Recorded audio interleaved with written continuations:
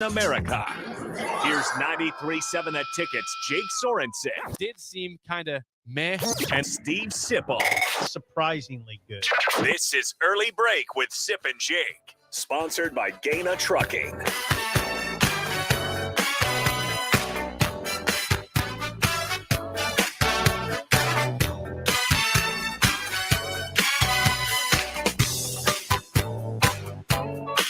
Good morning. Happy Thursday to you, Steve Sipple, Jake Sorensen. Early Break, full show ahead. The Mike Schaefer Hour coming from 7 to 8 in studio. Looking forward to that today.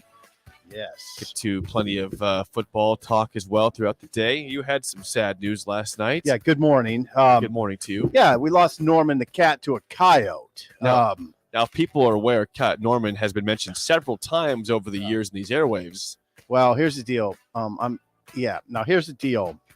Good morning, Gus. Gus, yeah, look at his face. Yeah, it's not. This is a. Now this is a important. quick topic. Yeah, that people. I mean, listen. We live in the Wyuka Cemetery area, middle of town.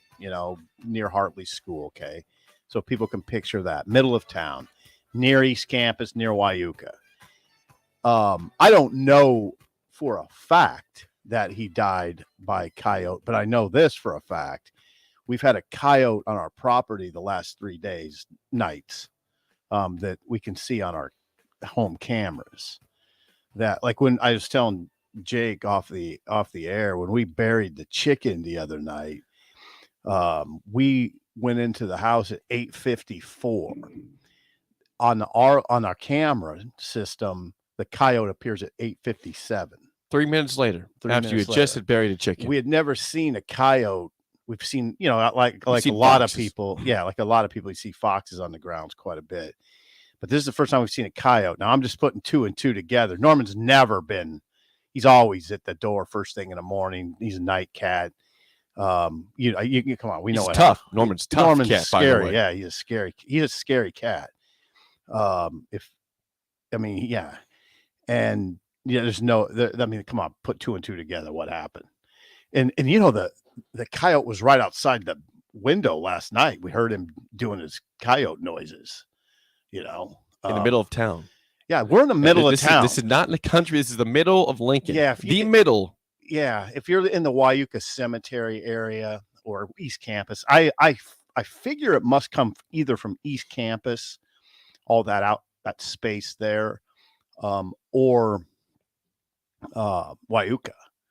It's scary because like this morning I see a lady walking to work and I think, man, she could definitely come across a coyote. Do you think it would attack a human? I don't know that. Now that's where you provoke it, maybe, but yeah. I don't think they'll attack you out of nowhere. I don't think so. I don't know. I haven't I'm read not up a coyote on it. expert. No, I don't know. Yeah, I don't know. I don't. Expert yeah, honestly, one of my tasks today is what to do if confronted by a coyote. Okay. And we, you said this is a big coyote. It's a big one. Yeah, this is not a big old one. Yeah, this is not a baby coyote. I mean, it was when I saw it on our camera system. It in our driveway, by the way. I'm like, that is not a fox, man. And that's a big. At first, I was hoping it was a dog. No, that's a coyote. And then I heard it last night, which at 2:20. That'll give you chills, by the way. I'm sure it will when it's right outside your bedroom. Yeah, making the noises they make. Yeah, and usually they make that noise, I believe, if they get something. Now, could have got a rabbit, could have got who knows what he got. But Norman is gone. Norman's gone, and I can't believe it'd be anything but that. Yeah, I always told you that in the past, 10 years, whenever I went to Holmes Lake and they had beware of coyote sign. I said, what the hell are you talking about? I've never seen a coyote in town. And then I see all these stories the last couple of years about coyotes at Holmes Lake or around town. Mm-hmm. And now there's one in your yard. I mean, I guess, they were right all along that there was coyotes in the area. Oh, and, yeah. Oh, yeah. Now they're spreading throughout town more than just the Holmes Lake area. Yeah, I think this conversation is almost, I would see it as a public service. It's real. I mean, it's real. It's real to be mindful of it as a human, but especially if you have pets. I mean, we've lost a cat that we've had for 9 years. I mean, that's a difficult thing, especially for my wife. But I walked Bullet this morning. I put him on a leash and walked him in the neighborhood. Usually I just let him roll.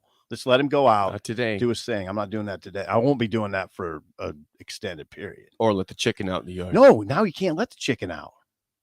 I mean, the chicken, I always tell you, the chickens, when we had chickens, would go to bed at nightfall on their own. They would go to their coop. They know when it's nightfall. But that coyote is appearing at nightfall now on our camera system. So what are you hearing from people? Kent says a coyote would not attack a human unless it had babies nearby. Okay. That's good to know.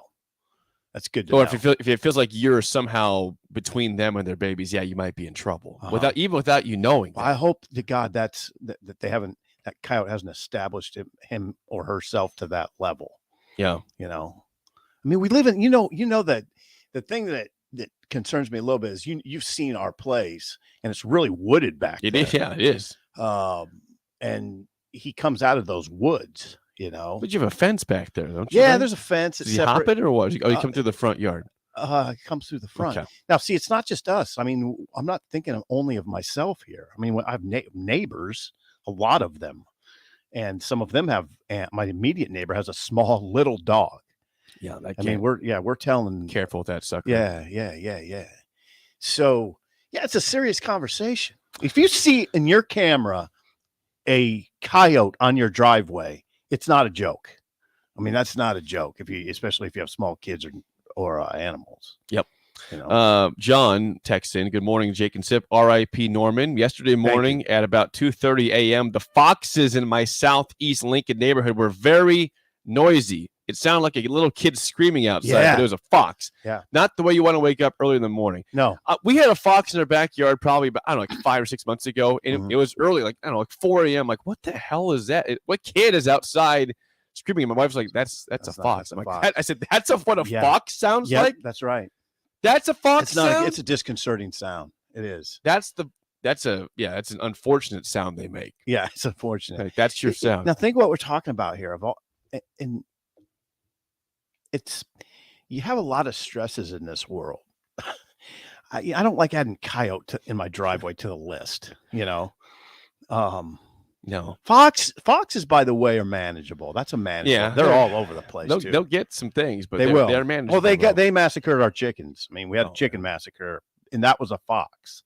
You sure about that? Yeah, it was on camera. That was on camera. Yeah, and my neighbor, God bless him, Jared. Shout out to Jared. He's no longer my neighbor, but he used to be. Jake, he saw it happening, hopped the fence, and prevented more damage. I mean, he came barreling over the fence, and the fox would have incurred more damage if not for Jared hopping the fence. He's a young guy. Wow. He saw what was happening and came to the rescue. Coyotes will definitely attack cats and smaller dogs per the text line. Well, that's already happened. We've seen that. Yeah. And Bullet's a smaller dog, and I'm very concerned about that. Well, sorry to hear about Norman. Yeah, thank you. I appreciate that. He's been a part of the show in many ways. Yeah, Norman. We talked about him in sort of as a mean cat, but he was not mean to Lori. I mean, he was very, very attached to her. You described Norman on the airwaves as a very handsome cat that. Super handsome. That you would walk on the other side of the hallway when you saw him. If he was standing there. Because he would stare you down. So get the hell out of my way. Yeah. He had quite a stare. I'll show Gus at the break. I think I have a couple of photos of that stare. He had quite a stare. But yeah, he's super handsome. But black and white. Looked like he was wearing a tux. That's horribly sad. That's sad. Yeah, and it's disconcerting sad, You almost wish he just would have got lost, not killed by a damn coyote. There's no way he got lost because he knows where home's at. Yeah, exactly. It's been there many years. Yeah. So thanks, Jake, for your concern. You're welcome. I appreciate you're welcome. I appreciate your concern. And people got to know that's happening. I'm not isolated in this town. I mean, I live right across from Hartley School. Yes. Quick update before we move on to college football. But last night, the NBA Finals, the Celtics won. The Celtics ended up winning 116-100. They win by 16 points in Boston. They had a big lead at halftime. Then they got tight in the third, fourth quarter. Then they pulled away. Steph Curry went off in the third quarter. Yeah, but Boston wins 116-100, takes a 2-1 lead in the series. They will have Game 4 also in Boston. I believe that's tomorrow or on Saturday. I'd like to see the Celtics win that series. 402-464-5685. Call or text as always. We've gone through several different projections out there, odds books, what they're putting for Nebraska's win total this year. They're over under, which has been 7.5. We've seen by a couple sports books, but there's one place, Sip, that's not right now drinking the Kool-Aid, which I am perfectly fine with. Go prove yourself before you get Kool-Aid consumed. Athlon Sports Sip was going through their Big Ten rankings or their Big Ten projected finishes in the East and the West. And Nebraska comes in at 5th in the West behind this order: Wisconsin, Purdue, Iowa, Minnesota, then Nebraska, Illinois, and Northwestern. First of all, let me ask you about that order. Do you like that order that they had? Are you okay with that? Yeah, I'm fine with it. We've established it's a wide open race, except you wouldn't put Illinois or Northwestern in it. So, gosh, I said that very matter of factly, and I believe it. But yeah, the other five teams are potential first place finishers. And I wouldn't say completely put them in a hat and pull one out. I wouldn't go that far, but it's close enough to that. Wisconsin's not a resounding favorite. You know what the interesting one is? It's Purdue at number 2, right? Well, but we've said that could be possible, though. We're high on Purdue this year, aren't we? Yeah, and even without David Bell and Milton Wright. Yeah, I got to walk something back. By the way, the other day I said I was almost leaning toward or going to pick Iowa to win the West. Talked to a few Iowa, I'll say pundits. How about that? Pundits. No, I'm backing off of it. They just don't have the offense. That's the word in Iowa is that, or the word everywhere with Iowa. They just don't have the offense. They were bad on offense last year. Probably a similar picture this year. Okay. Yeah. So I'm backing off that. So you pick Wisconsin, even though Wisconsin's lost 8 starters on defense. And they have Graham Mertz, which, come on. I mean, Mertz sucks. But back Iowa, Iowa quickly. Iowa didn't have an offense last year, and they still made the Big Ten championship. True enough. I gave you that stat, which I will say again, because it shocked me to see that over the last 5 years, Iowa leads all of college football by 10 over the next person, second place. They have 89 picks on defense over the last 5 seasons. Yeah, and they're loaded on defense. They have 8 back on defense, 8 starters back on defense. They also have 8 starters back on offense, but you know how that goes. You almost wish they didn't. One of them is Spencer Petras, who's back. I mean, this is usually good news, right? He's back for his 3rd season as a starter. I don't know if fans would feel that same way in Iowa. Yeah, I don't. I've told you, I've said I like Petras to a point. I like the way he conducts himself, but as a leader. But I mean, come on, his numbers are just not good. 12 touchdown passes, 11 interceptions. 12 touchdown passes, 11 interceptions. That by the way is combining Spencer Petras and Alex Padilla. Yeah, and Padilla was not exactly impressive either. I mean, not against Nebraska. Some people liked him more, but I don't know if I do. If I was an Iowa fan, I wouldn't say that guy is way better than Petras. They think they're in a tough problem there in terms of moving the ball on offense. Yeah, Iowa has on defense back Riley Moss, who is an all Big Ten level corner, and Jack Campbell, who had 143 tackles. Again, Iowa looks loaded on defense, not on offense. I don't think you can pick them. Yeah, I know they won it last year. But here's the deal. This pains me to do this. It pains me, but Iowa has become very consistently good. They have overcome, I guess, expectations before the season of their offense sucks or they've lost too many guys defensively. They've keep rebuilding. They found something the last 7 years or so under Kirk Ferentz, the same stretch that Nebraska has not beat them since 2014, where they are consistently a contender in the West to win. They're going to be a contender. 8, 9, 10 wins every season. Here's the thing. I mean, Purdue has Iowa's number, by the way. They do. Purdue is leaning on the fact that they have Aiden O'Connell back, who a lot of people believe is the second best quarterback in the conference. And Purdue media fans seem to think that defense is real. I mean, that's a real defense, deep up front, and that they can lean hard on their defense. Now, are they real? Well, here's the deal. You're going to find out because they open against Penn State.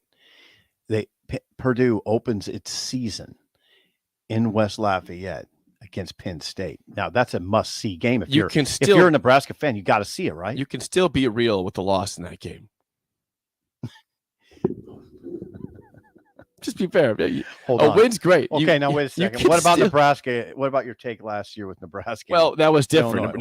Illinois was bad. It's true. Penn State's going to be a ranked team or good, projected to be a good team. That's Illinois. Fair. I said you have to win because that's the easiest game in your schedule. Yeah. Like Penn State's not the easiest game on Purdue's schedule. That's why it doesn't change anything in terms of what their season could be. You would still say you will know a lot about Purdue right off the bat, whereas if they played Indiana State off the bat, you wouldn't know that. Yeah, sure. I'm curious where O'Connell. Nothing against Indiana State. Do most of the passes go to Payne Durham's way, or does Charlie Jones now get involved in the offense? Oh, Jake, now hold on. You're misreading the board there, my friend. Purdue's got a lot of receivers to throw to other than Charlie Jones. They lost their two best receivers. David Bell is gone, and Milton Wright is not eligible to play. That's why I say it's not that they feel egregious here. Purdue feels, and I will read them. They might have a lot of guys, but it's not their top two that they had, and you can't take that away from it. Yeah. Let's see what they say here. In the Lindy's. Oh, yep. The Lindy's. Well, this is what they say. Okay. This is what Lindy says about Purdue. How about this? QB Aiden O'Connell. Yeah, I'm reading out of a magazine right now. QB Aiden O'Connell will give Purdue a chance in every game. Jake, get ready. Throwing to a deep and promising collection of wideouts. Give me some players there. Does it say who? All I can tell you is that their top two guys. Well, they have Tyrone Tracy, who's a transfer from Iowa.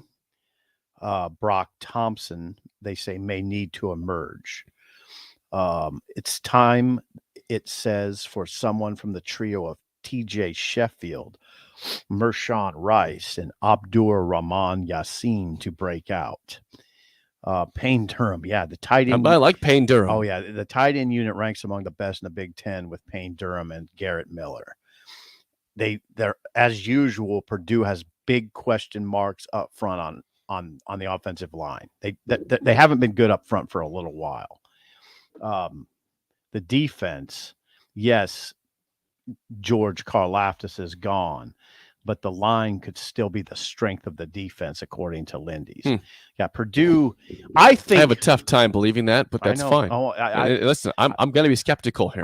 It's easy to be skeptical about Purdue. You lose a first round pick in defense on the defensive line. I don't think you just get better without him. Purdue fan would say, "Hey, when's the last time you guys were in a bowl game in Nebraska?" Okay, well, Purdue fan, shut up. Number one. Pipe down over there. No. Number two, I am allowed to look with my own eyes at your depth chart and what you have coming back and what you do, you don't. They'd say, I know the last time you were in a bowl game, you lost fairly big to Tennessee, which we beat last year in a bowl game. So what do you think about that? Well, I'd say just stay in your own lane there, Purdue. Stay in your own lane. Well, we're in our lane in Lincoln last year, and we beat you, by the way. So, yeah, we were in the lane. Purdue fan, I'm just like, Purdue fan, you got a whopping coming your way. Just saying. Okay, so Purdue, Wisconsin, What do you Purdue, do? Iowa, Minnesota, Nebraska. Now, Come on, there's the default. The default is pick Wisconsin. Wait, here's the deal, though. For those who are like, Nebraska 5th, you go back to 2019, Minnesota was a common 5th pick at the Big Ten West. They did not win the West. They finished 2nd. But they were picked 5th in the preseason by Cleveland.com, and a lot of different projections put them 5th. And they said, nah, we're 11-2. We're good.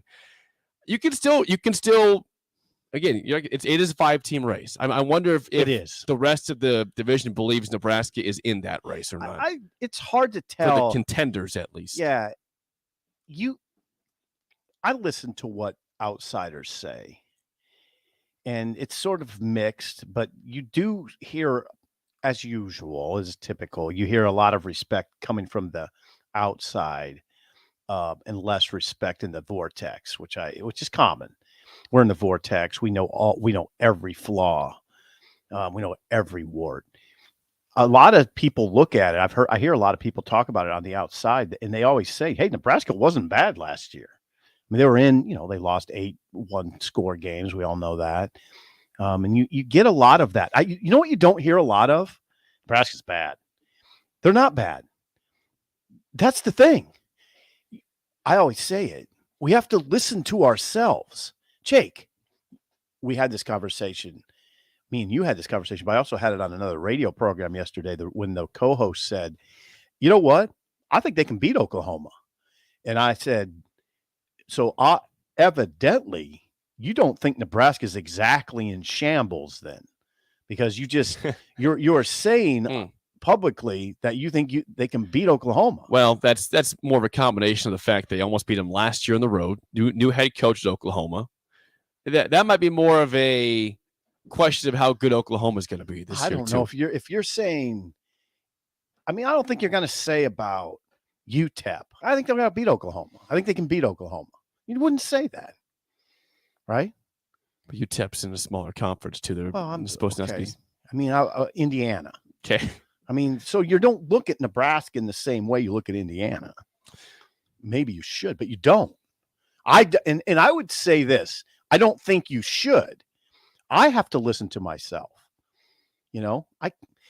I've said 6 wins, but I'm trending towards 7. I wrote down 6 in the board over there. You wrote 6 and 6. I wrote 7 and 5. Mm-hmm. I'm sure when we do our week of picks that I'll probably go to 7 and 5 at some point. But as of right now, I sit at 6 and 6. Yeah. See, I think you should go. I think you should reconsider that because of what's happened in the transfer portal. Now, they have some dudes walking around over there that are pretty formidable up front. They got to gel together. Yeah, they do. A bunch of pieces that are talented that don't work together is not much at all. You got to get it's got to be it's all together. Which goes back to maybe what you said last year is even more important this year about game 1. It might even it might even be more important because with all those pieces, I mean, this is the prevailing wisdom at this point. It's not a hot take that Nebraska, because there's not going to be an established long-term chemistry in the locker room, that if you have immediate success, it will really help the locker room part of it. And if you don't, it could come apart. Yeah. Fairly easily. I mean, if anyone pushes back on the importance of beating Northwestern to begin the season and say it's not that important, I don't think you understand. I don't think that person understands that means everything. I'm not pushing back this year on that. We're not going to have that's ongoing. The one team that you beat last year in conference play, and you waxed them. It wasn't close from start to finish. From the second that game began, it was domination, and that's the only Big Ten game you won. If you can't beat them to begin the season and do it again, I'm not saying it's a wax it, but just beat them. Win by 1. I don't care what you win by. Beat the team. They need to win the game. It is imperative. I'm not pushing the season will not go well if they lose to Northwestern. I'll say it again. Say it again. Nebraska's season will not end well if they lose game 1 to Northwestern. I remember last summer when we would get in fairly heated discussions about you saying the biggest game was Illinois. Yeah, and I stood by it the whole summer, didn't I? Yeah, you did. And I would be like, come on, you can't Yep, do that. You did. I'm glad you're at least admitting that. Yeah, you ended up being correct. And you will notice that this summer, it is June 8th, best I can tell. June 9th, actually. Oh, God. Yesterday was the 8th. Yeah. Today is Thursday. So June 9th, we're steaming toward Dublin. I know. It's going to be here before you know it. Yeah, believe me. Like July, steaming toward June's going to fly. July is going to fly. Yeah. And August 27th is Dublin.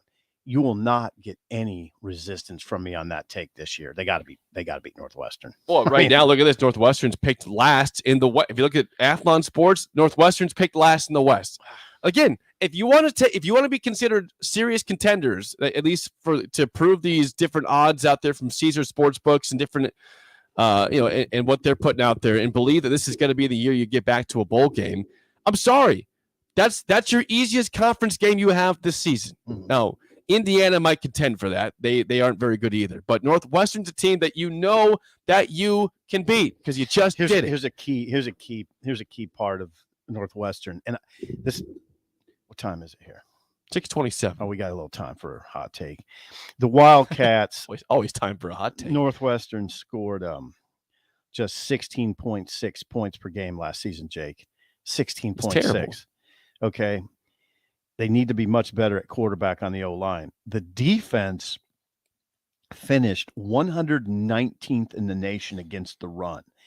My feeling as I go through the offseason, can talk to some of the guys now, which I did. Again, I talked to Turner. We should talk more about the conversations I'm having with these guys. Turner Corcoran yesterday, by the way, gave a huge thumbs up to the new Tom Cruise film. Oh, Maverick, Top Gun Maverick. Yeah. Turner Corcoran I think he was going last night for the third time. I haven't seen it yet. I got to go. Yeah. He said the theaters are packed, but Turner Corcoran, talked to Marquise Buford about, I wanted to figure out, was that stuff we heard about the run game in the spring, was that real? Marquise Buford, a safety. It's always good news, bad news conversations. The safety said, yeah, big holes in the spring for the running backs. He said it wasn't like every play, but there were often times when those running backs were running through big holes. Offensive line, and Turner Corcoran said the same thing. You could drive a Mack truck through a lot of the holes. He wasn't participating because he was hurt, but he was watching every practice as essentially a coaching role. And he said it was real. The run blocking part of the spring, like Sean Beckton. Remember Sean Beckton saying, no, you might remember we talked about it after Sean Beckton late in the spring said that the run game has consistently had the upper hand against the defense. Mm-hmm.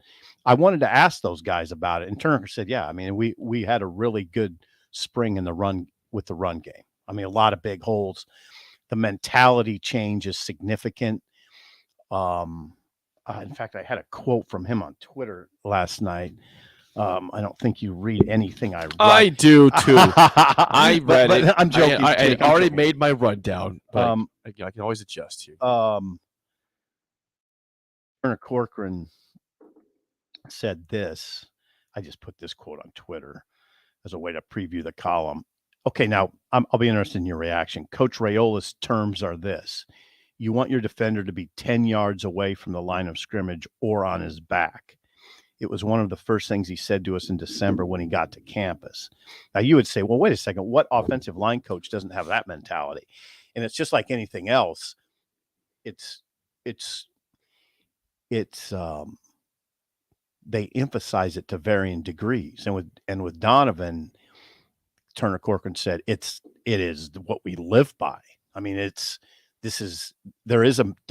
definitely a mentality shift.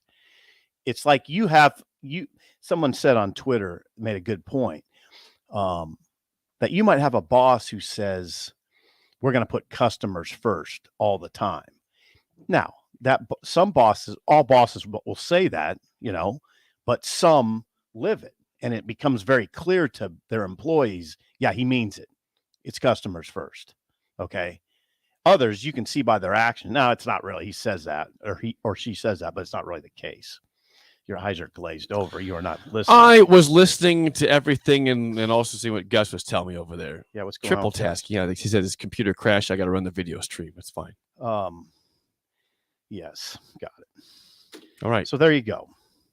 Once again, Nebraska picked 5th by FS Fifth. Sports, and That's good for Nebraska. I think I'm fine with it. Yeah, that's Prove good. it. That's good. I think it's good for Nebraska. They can see that, and it should provide fuel. I want this team to show that they can be motivated by something out there that like doubts them, or just the fact they missed 5 straight bowl games. Like, can you not be motivated and jacked to go prove yourself and doubters wrong here? I mean that the kids would really love a bowl game. I hope they understand what they're missing. It's fun. Those things are fun. Right. They haven't been It's there a in 5 reward. years. Yeah, it's a reward. Read some things that are negative against you and prove them wrong. Like, come on. Bulletin board material. It's everywhere. Get pissed. More next, an early break in the ticket. The new 18-hole course is now open at Adventure Golf Center. You knew them before for their 36 holes, and now experience a brand new style of miniature golf with par 3s, 4s, and 5s. It's a new concept to the Midwest with holes longer than before and unique hazards throughout the course. And it's fun for golfers of all ages and skill levels. Plus, there's a bar on the course that serves alcohol. Try the new 18-hole course today at Adventure Golf Center at 56th and Old Cheney. Gaina Trucking is hiring CDL Class A and B drivers. Gaina Trucking guarantees a 40-hour work week year-round, and their strong team culture makes it not a job, but a career. Gaina Trucking offers health, vision, and dental insurance, 401k with company match, an employee assistance program, and other bonus programs. Build a better career today with great team culture at Gaina Trucking. Learn more and apply today at GainaTrucking.com. Welcome to Heartland Flats Beatrice, your home for modern Midwest living. Our finely crafted apartments boast spacious 1 and 2 bedroom floor plans with incredible amenities, including stainless steel appliances, luxury vinyl flooring, modern electronic locks, and are pet friendly. Each apartment has its own in-unit washer and dryer, and our innovative utility bundling saves you money. Call 402-251-3020 to schedule your showing today. That's 402-251-3020. Heartland Flats Beatrice, modern Midwest living. Eustace Body Shop, where our customers send their friends. That's the greatest compliment we can receive. If you've been in an accident, we'll get you back in your vehicle as quickly as possible. Our technicians care about you and your family and repair your vehicle to factory standards. We handle your claim from start to finish and provide a free loaner car. Stop by for a free estimate. Eustace Body Shop, just south of 88th and Highway 2. The most recommended Eustace Body Shop. That's who we are. Hello, everybody. I'm Charlie Stone, and joining me is Andy Goodyear, General Manager of Honda of Lincoln. Andy, how are you? I'm doing great, Charlie. Andy, I know you have hundreds of new Hondas on the way, but let's talk about your pre-owned inventory. You know, everyone in Lincoln and surrounding areas know we sell new and pre-owned Hondas, but a lot of people I talk to don't realize that we sell all makes and models. All makes of imports and domestics, right? Yes. In addition to Hondas, we sell Toyotas, Nissans, Volkswagens, Kias, domestic vehicles, and we have more than 125 to choose from right now with fresh trade-ins arriving daily. Andy, I hear about many people choosing certified pre-owned. They are, Charlie. It's like buying a new car with a 7-year, 100,000-mile warranty and a special low-rate financing. Best of all, the customer can take immediate delivery. Come experience the Honda of Lincoln way of doing business. 27th and Yankee Hill Road or online at hondaoflincoln.com. WWE returns with the Lincoln debut of Monday Night Raw, June 20th at Pinnacle Bank Arena. You'll see the return of the American Nightmare Cody Rhodes. He'll go one-on-one with Seth freakin' Rollins. You're on. Raw Women's Champion Bianca Belair. WEST. Randy Orton and Riddle. RK Bros. Becky Lynch and more. Tickets start at $20. Get yours now at Ticketmaster. Are you sick of mindlessly running on a treadmill or the lack of motivation to consistently work out? Whatever your challenge, Farrell's Extreme Body Shaping can help. Whether you want to lose weight, boost energy, or simply improve your overall health, you'll fit right in at Farrell's regardless of age or abilities.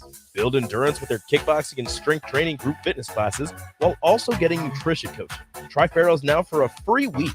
Visit fxblincoln.com or call Jeff at 402-310-4026. Farrell's Extreme Body Shaping. Pillar Restaurant Group is proud to announce the full opening of our brick-and-mortar venue-at-home store, Lincoln's new premier specialty grocers. This store is home to our brand new Butchery by Venue. Get the finest Nebraska steaks, hand-cut in-house by our butcher, prepared for our restaurants, and available for you to take home. With hand-selected specialty seafood, charcuterie, wine, bourbon, and liquor options. Come in today to see what we have to offer at 70th and Pioneers in the Pioneer Woods Shopping Center. Open from 10 a.m. to 7 p.m., Monday through Saturday. Hey, it's Brad Banks of the Nebraska football team. And Nuri Newely. Join us this week for Sunday morning pancakes at Lincoln's Pub at 48th and Layton. Check out the newest brunch in town and bring your friends. That's this Sunday from 11 a.m. to 1 p.m. Sunday morning pancakes at Lincoln's Pub at 48th and Layton. Hi, I'm Smokey Bear, and I made an assistant to help you prevent wildfires. Dude, I've got this. I've been camping since I was 5 years old. But I am a camping influencer. You know what? I'll bet you $5.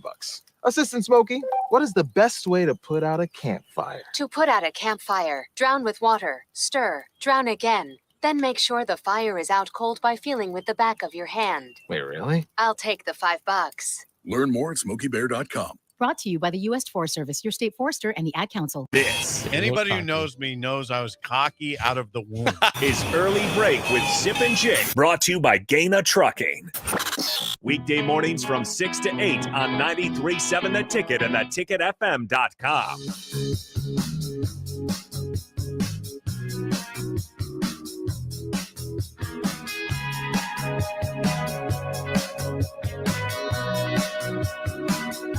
You know, I'm going to be real sick of something here real quick this offseason.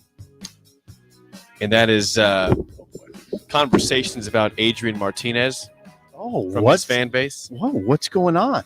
I don't know if you saw this yesterday. What? Maybe you did. But former Husker quarterback Adrian Martinez was on the Big 12 radio on Sirius XM yesterday. Okay. Talking about why he went to Kansas State. Okay. Ready for this? Here's a quote from Adrian himself. Quote, "The narratives I'm fighting against, well, I haven't been to a bowl game and I haven't had a winning season. Now, football is a team sport, but I play quarterback, and oftentimes you get associated with those kinds of things, and I want to win. I want to go play in a bowl game, and I want to win a bowl game. So that's another reason why I came here to Kansas State. I feel like we have a great opportunity to win. And that's something, if I do and I play the right way, I know we're going to have an opportunity to do. Part of that's not turning over the ball as much. Part of that's being accurate all the time, making the right decisions. And that comes with playing quarterback, yes, but I feel confident in the system and with the progressions I've made that I'll be able to take that next step." I don't see anything wrong with those comments. Good, because Husker Nation blows that up and says, "Oh, this What? What are they blowing They up? believe it's a shot saying Nebraska can't make a bowl game, basically. Well, he couldn't make a bowl game here. I didn't hear that. Good. I'm glad you're reasonable. Yeah, I didn't hear that. This is me making more of a shot at the fan base for taking that quote and blowing it up, saying you think it's being critical of Nebraska. Not everybody, overly critical. Not everybody did. Well, you have hysterical people out there, you know. Right, fanatics, fans are hysterical at times. Always remember, Jacob, the preponderance of the fan base is very reasonable. You hear a lot. The hysterical noise is louder, right? The hysterical noise is always louder. Right. But there's the reasonable people don't feel a need to shout. Okay. I'm glad that you heard those quotes and said, yeah, I don't hear it. I don't Thank hear you. anything I had there. the same thought. Yeah, they never went to a bowl game under Adrian. It wasn't all his fault. That's what I heard. He's right. He's 100% right. It's not on him. It's a little bit on him. You could say I guess what you'd argue about is how much is that on Adrian and what did I maintain consistently? He needed more help, right? That's what I always said. I mean, if you said, what about Scott's tenure are you most critical of? My narrative would be he went and got a good quarterback, Adrian Martinez, but did not put enough around him and leaned on that quarterback too hard. That would be it. That would be my foremost criticism of Scott Frost. You went and got a good quarterback, didn't put enough around him. You know what's interesting, though? The narrative's shifting. I don't think they'll have to lean on Casey Thompson as hard. They better not. They can't, because he's not as big and physical as Adrian Martinez. You can't ask 5, or they list him at 6'1", I think, 195, Casey, or 200. Now, I was with Casey on Monday, and at the end of the interview, he stood up and I stood up. He's taller than me by. That's good because you're 5'8". Yeah, he's definitely not 5'10". He's taller than that. He's probably right in that 6 foot range. But Adrian was 6'2", and Adrian was 225. This quarterback, Casey Thompson, he's more in that 200 range, 25 pounds lighter. He's not a big guy. That's what I'm trying to say. You can't lean on him in the run game like you leaned on Adrian. No way you could lean on that body. And he doesn't want to do that. This is more of a pass first guy. And I believe, and this is not Kool-Aid, I just believe at one position they're going to be markedly better. That's running back. And I think that will help Casey a lot. They have to commit to running the football. Still. That's you good point. You can be better at running back talent-wise and even depth-wise, but it doesn't matter if you don't commit to doing isn't there a level of commitment in hiring a running backs coach who's all about that? Whose name doesn't call the plays. Whose name? Yeah, sure. Yeah, but he's not a play caller. You had to hire that person, though. Well, sure. The head coach had to make that hire. You're giving a pay raise to the guy. Of course he's going to take it then. It's an opportunity to come to the Big Ten. No, but you had to make the decision to hire a Raiola who played center at Wisconsin. What's Wisconsin? Pure run team. Yeah, you had to make the cognizant decision to hire an offensive line with a definitive mentality shift. That I want my guys coming off the ball hard, vertical, straight, pushing guys down the field. Greg Austin really didn't have that he didn't emphasize that sort of mentality like Raiola does. But you have a Frost last year on 2 or 3 occasions said, this is what I want from my offensive lineman. I want him to come off the ball like it was when I was playing and drive guys down the field. He got rid of the coach who wasn't getting his guys to do that and brought one in. That to me is commitment. Is that to running the football? Yes. What would you describe Mark Whipple's offense as? Well, you're right. Now, listen, there's a lot of questions still to be answered. They've done some things that would indicate they want to run the football more this year. But then you bring in a guy that had an electrifying passing offense last year. Whipple has talked about this though. He coached for the Pittsburgh Steelers. That is not exactly Dan Fouts and Eric Coryell, right? Right? He knows you got to run the ball. He knows you got to run the ball. I'm just looking at last season, which was a great season for Pittsburgh, a great season, awesome season. And they had a Blitnikoff winner and Jordan Addison and a Heisman Trophy finalist and Kenny Pickett. Passing attack. Yeah. You go with what to your strengths. Right. What if the running backs are the strength? Well, come on, we don't need to argue about this. Here's what you want is balance, right? And I think they have a better shot of being balanced. And you know what else I like? You know what I like in an offense, Jake? A little play action that's meaningful. Yeah. Meaningful play action always makes sense to me. And you know what doesn't really help play action? Quarterback run game. Doesn't really do much for you, does it? But if you have 4 running backs capable of running the ball downhill, and then you can sell that play action, right? Right. You can sell that fake handoff, and it means something. Right. Yeah. So I think play action might actually be real this year. Does that make sense to you? Yeah. Yeah, because we haven't really seen an effective play action. RPO obviously you don't see it very often. There's moments when RPO where you can I guess, surprise a defense. But like you said, if your quarterback's getting the ball 15 times a game to run it, 10 to 15 times, how much can you really fool the I look at this a little differently than you do with Whipple's extensive background. I mean, come on, play action in the NFL, you got to have it, right? Whipple has an extensive NFL background. Play action to me works the best when you're under center. Well, they're going under center. How much though? I don't know. I mean, this has been a shot. This has been a shot. Scott Frost, his entire coaching career, go back to Oregon. I mean, shotgun.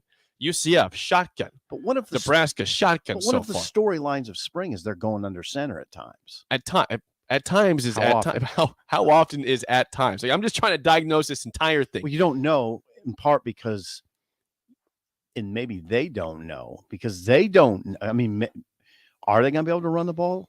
What if they're really running it well? Okay, so they were respectable running the ball last year, 180 yards a game, 48th nationally, 180 plus. Quarterback run. A lot of it was Adrian ran for 500 plus yards, 13 touchdowns. The next in line was Ramir Johnson, 435 yards. That's not a lot. You need more than that from running back, man. Your top running back. No, I got you. But if you have a 1,000-yard rusher and it becomes clear to you early in the season, I think they'll start leaning on it.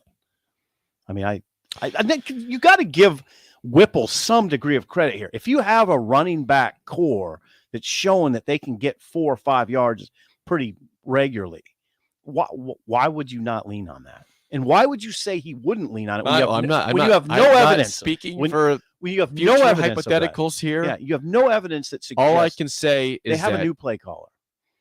That's true. Yes, that's a correct statement. And that play caller last year had an electrifying passing offense. Yes, he did at Pitt. Yeah, those are two facts right there. I know that's a very limited scope you're taking. 1 year. I trust Mark Whipple as a football coach, as a veteran football coach, that if it becomes clear that the offensive line is capable of a strong running game with that group of running backs, which I believe is the best of Frost's tenure, I trust that a veteran football man will use it accordingly, will use that situation to help you win games. I'd like to think so myself. It's not. I think you're overthinking this. Well, that's been done a lot in my life. I've been writing some of that too, by the way. Some of the times I've overthought has been properly thinking. Yeah. Mm-hmm. I'm just saying, there's things. We didn't talk about basketball. Well, we'll get to it eventually. Yeah, eventually. Maybe we can talk to Schaefer. Yeah, about we can do that. Yeah. But up next is Song of the Day. Okay, and a Royals rant. Oh my God, yeah, a Royals rant. Prepare yourselves, kids. Next on Early Break on the Ticket.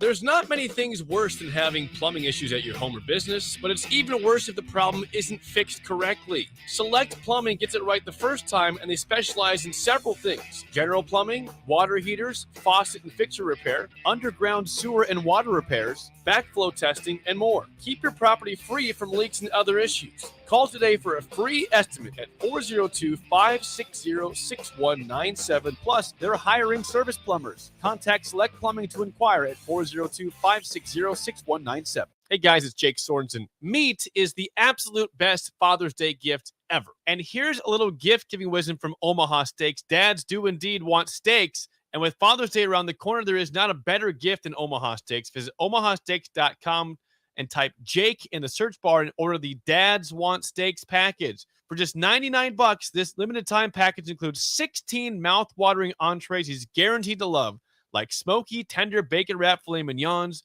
gourmet jumbo franks, and their air-chilled boneless chicken breast. And for a sweet finish, delicious caramel apple tartlets. As a special gift to my listeners, when you type Jake in the search bar and order the Dads Want Steaks package, you'll also get 8 free Omaha Steaks burgers. Don't wait. Go to omahasteaks.com and type Jake into the search bar and order the Dads Want Steaks package. You'll get 16 entrees and 4 desserts plus 8 free Omaha Steaks burgers. That's omahasteaks.com. Keyword Jake. Swing for the fences with single game tickets to see Lincoln's best lineup on and off the diamond. The Salt Dog season is stacked with reasons to spend your summer at Haymarket Park. Get a free general admission ticket when you donate 3 non-perishable food items on Triple Play Tuesdays. Eat $2 Fairbury brand dogs on Wiener Wednesdays. Score drink specials on Thirsty Thursdays. Then win your weekend with Firework Fridays, Souvenir Saturdays, and Sunday Family Fun Days presented by Casey's. Get tickets at saltdogs.com. Eustace Body Shop, where our customers send their friends. That's the greatest compliment we can receive. If you've been in an accident, we'll get you back in your vehicle as quickly as possible.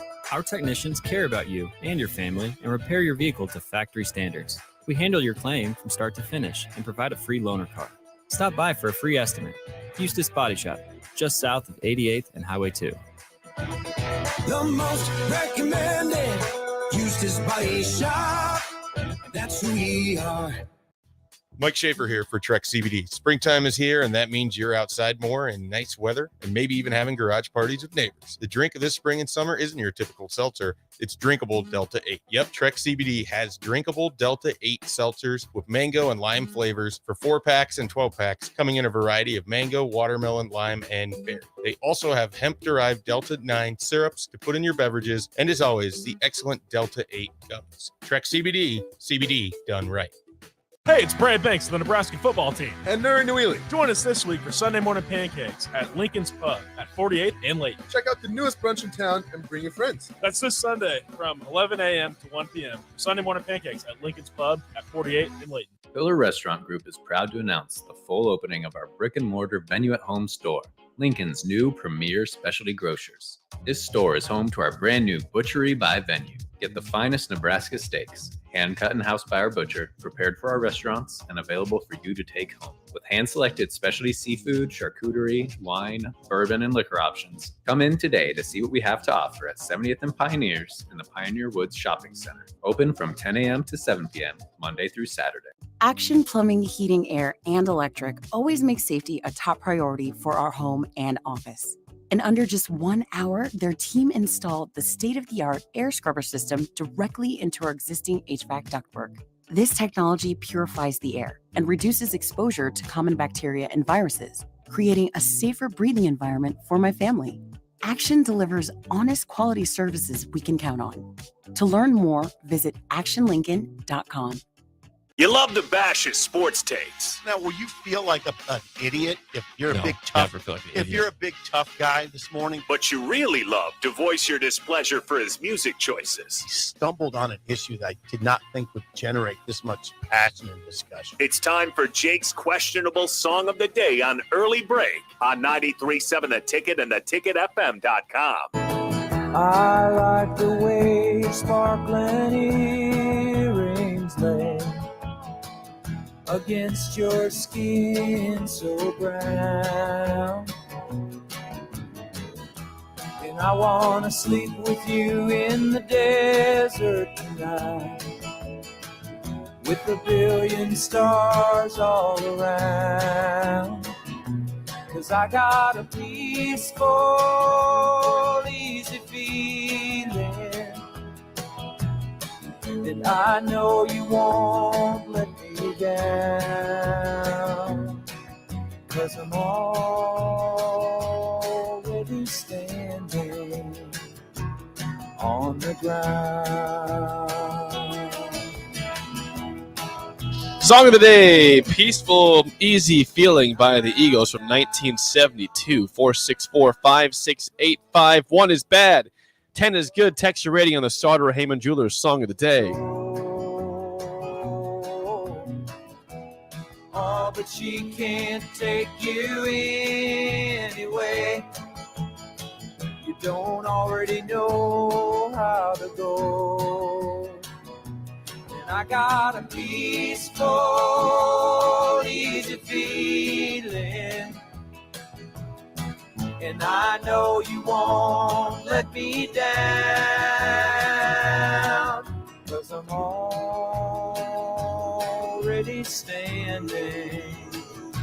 Once again, your Song of the Day, Peaceful, Easy Feeling from 1972 by the Eagles. 464-5685. 1 is bad, 10 is good. Text your rating on the Sauter Heyman Jewelers Song of the Day. I would stand up and applaud, but it's probably... I'm already standing up. That would be a little much. Gus is standing and applauding. Thank you. Yeah. Thank you. for playing the Eagles, which this is not criticism in any way. You don't play the Eagles very much. You don't. No. That's an example of a band that I would hear probably and think, why doesn't he ever play the Eagles? Well, I've played them before. You have. I'm not. Again, don't hear that as criticism. It's just a band you don't. Our calming song is Take It Easy. And you know what I would say, Gus? You can never go wrong with the Eagles. You can never go wrong with the Eagles. They're an incredible band. And I think you played their second best song. So I'm giving it a monster number. I think their best song is Lion Eyes. Oh, every time I hear it, you crank it. Yeah. Never how does a song that beautiful even get made? It's amazing. Yeah.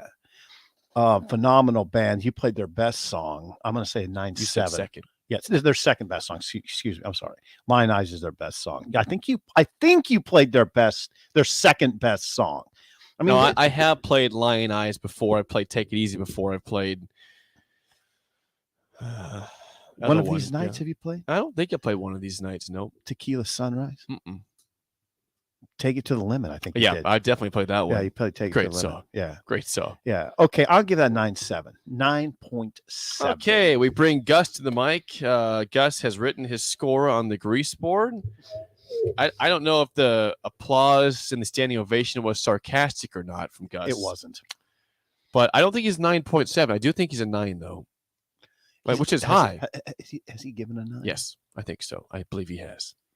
I'm going 9.0. Okay. Although he yesterday fooled us and went to a 0.3. Yeah. He hardly ever for does the first time. Yeah, I'll 7.3. I'll do the Price is Right thing again. 9.1.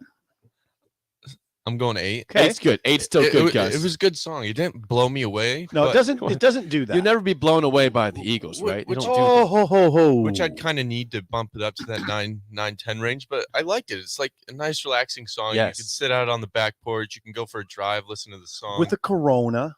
I mean, I'm probably drinking like a Dr. No, not Pepper. driving. Right? Yeah, Dr. Pepper. Yeah, he's 19. Only Pepsi products. Okay, Dr. Pepper. Yes, I hear you, Gus. No, it's just a nice, relaxing song. You can do whatever, listen to it, have a good time. Would you say? Would you say it gave you a peaceful, easy feeling? Yeah, it did. Good, properly named it. I liked it. All right, 8 from Gus. Thanks, Gus. Appreciate that. High ratings today. You think there's any scores worse than like a 2, or sorry, worse than a 5? Excuse me on this. Anything worse than a 5 for a rating? You wouldn't think so. This song, how? If you did it, then wake up again on the other side of the bed. Go back to sleep. Try again to wake up on the other side. Go back to sleep and try again. I wish somebody would tell me that sometime. Hey, go back to sleep and try it again. Try this whole getting up thing one more time. 9.9. Go back to bed. Josh and Cabo. Disc golf, Jake. Yes, Jake. Yes, a 10. Okay. CJ says 0. The Eagles suck. CJ, go back to bed. Well, wake up on the other side and try again. If you don't like the Eagles, I guess I don't. How can you just That's like a strange the Eagles, thing? so? Yeah, like when I said that sentence, it sounds strange. If you don't like the Eagles, I mean, I think it's hard to dislike the Eagles, right? I don't know how you could. Yeah. I'm not going to there's like 50 texts. I'm not going to read them all, but I will read this one. Nate in Dorchester says, I have never texted in about a song before, but today is definitely the day. This is a solid 10. Great song choice, Jake. Whoa, who's that? Nate in Dorchester. Oh, first of all, Nate, thank you for texting in for the first time.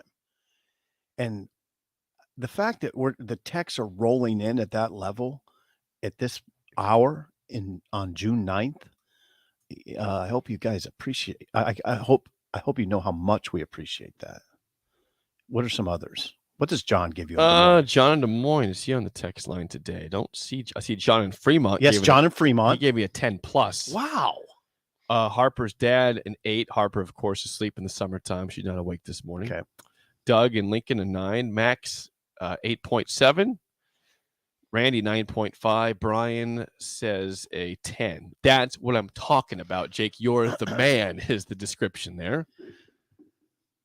8. You know what a good I think this is an anthem breakup song, Already Gone. Is that what that is? Great song. Yeah. And I'm already gone. Yeah, please. No, that is not how it goes. I know already gone. Okay. I counsel you all the time. Do not destroy these songs. You've destroyed a few for me. Yeah. My falsetto voice. Yeah. Your falsetto. When you sang the Who song, what song is that? What I'm talking about? Eminence Front. No. No one knows what it's like to be the bad that's man. The Who? Yeah, that is. Yeah, you've destroyed it. Oh yeah. I heard it this morning, and all I could hear was you singing it in your falsetto voice. Good. You destroyed it. I was enjoying it for a period. Then it got to that certain point of the song, the one. Yep. And I was like, oh God, there it is. Before I rant real quick, let me get an ID here real quickly. This is Lincoln's Royals home for sports talk on the FM dial. Also online at theticketfm.com. On the internet. KNTK FM Firth, 93.7 The Ticket. I don't have a ton of time here, but I'm going to do it. Yesterday, the Royals did win against the Blue Jays 8-4. Okay. But I just gotta tell you some things about the Kansas City Royals real quick, simply. I might look over the distance here. This might get ugly. They improved yesterday with the win to a league worst 18-37, which has only so far through 50-some games lost them their hitting coach. The pitching coach, Cal Eldred, who is a horrible pitcher in the MLB, is still employed by Mike Matheny, who's been a horrible manager in the MLB, who has been atrocious in his time in Kansas City, but he still exists with the Royals, who suck. They have a good core of Bobby Witt Jr., Salvador Perez, Whit Merrifield. They got guys that should be better than they are. Before yesterday, they'd just been shut out 2 straight games to a staff in Toronto that's not known as a great pitching staff. It's a hitting team. They've been shut out 8 times this season, which is unbelievably sad. They have a minus 92 run differential, which is unbelievably bad. They're the worst team in the majors, and they have no reason to be. All the guys that leave the Royals, there's a guy named Jacob Junis. Ready for that? Jacob, Jakob. Okay. Interesting way it's spelled. Jacob. Yeah, Jacob. Jacob Junis was with the Royals for, 4 or 5 years, was up and down in the minors and AAA and the Royals. They couldn't figure out, is he a starter? Is he a reliever? We don't know.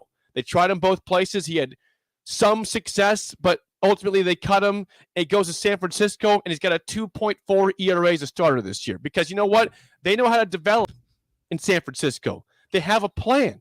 They get it. They're not putting bums like Cal Eldred on the mound in the dugout and saying, here's how to blow up your arm. Here's how to suck properly in the major leagues. Okay?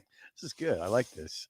The Royals have committed to sucking, and I don't stand beside that. Okay, I got you. What I think about when you're doing this is the fine people of Kansas City. And in that city, there are diehard fans. And now what?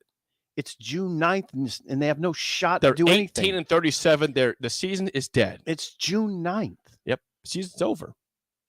It's not even halfway through. So much for an exciting summer at Kauffman Stadium. Now you just play it out, right? Yes.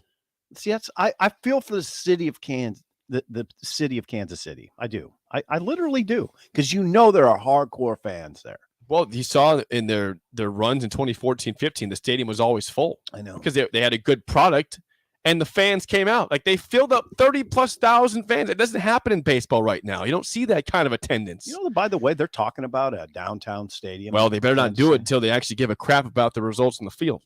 I don't think Arrowhead would. I don't think the Chiefs would move. No, the Chiefs would stay where they're at. Okay, the Royals would just move. But I know they're talking about a downtown stadium. They shouldn't even approach that topic until they start caring about the actual product that they're putting out there. I'm sorry. I don't talk Royals very often. I really they won yesterday before this rant actually was put together, but it still does not take away the fact they are a joke. They should be. I thought they'd be a contender for the wild card before the season, but I guess I forgot that Cal Eldred knows how to ruin every pitcher known to mankind, and they don't have a hitting coach. Is Matheny gonna get whacked? If he's not whacked, then there's just no hope. They're whacking guys. They need guys are getting whacked. I would say, like I said yesterday, Joe Madden got fired by the Angels. If I was John Sherman, the owner of the Royals, I'd say, hey, Joe, I'll be there in a second. I'm going to pick you up. I'll fire Matheny. You're hired. Is that right? If I was the owner, I'd get Joe Madden like yesterday. Is that right? Yeah. but that's too common sense for owners to do. So they don't do it. They sit on their own butts and keep losing. Mike Schaefer Hour next, an early break on the ticket. Gaina Trucking is hiring CDL Class A and B drivers. Gaina Trucking guarantees a 40-hour work week year-round, and their strong team culture makes it not a job, but a career. Gaina Trucking offers health, vision, and dental insurance, 401k with company match, an employee assistance program, and other bonus programs. Build a better career today with great team culture at Gaina Trucking. Learn more and apply today at GainaTrucking.com. Eustace Body Shop, where our customers send their friends. That's the greatest compliment we can receive. If you've been in an accident, we'll get you back in your vehicle as quickly as possible. Our technicians care about you and your family and repair your vehicle to factory standards. We handle your claim from start to finish and provide a free loaner car. Stop by for a free estimate. Eustace Body Shop, just south of 88th and Highway 2. The most recommended Eustace Body Shop. That's who we are. There's not many things worse than having plumbing issues at your home or business, but it's even worse if the problem isn't fixed correctly. Select Plumbing gets it right the first time, and they specialize in several things: general plumbing, water heaters, faucet and fixture repair, underground sewer and water repairs, backflow testing, and more. Keep your property free from leaks and other issues. Call today for a free estimate at 402-560-6197. Plus, they're hiring service plumbers. Contact Select Plumbing to inquire at 402-560-6197. Swing for the fences with single game tickets to see Lincoln's best lineup on and off the diamond. The Salt Dog season is stacked with reasons to spend your summer at Haymarket Park. Get a free general admission ticket when you donate 3 non-perishable food items on Triple Play Tuesdays. Eat $2 Fairbury brand dogs on Wiener Wednesdays. Score drink specials on Thirsty Thursdays. Then win your weekend with Firework Fridays, Souvenir Saturdays, and Sunday Family Fun Days presented by Casey's.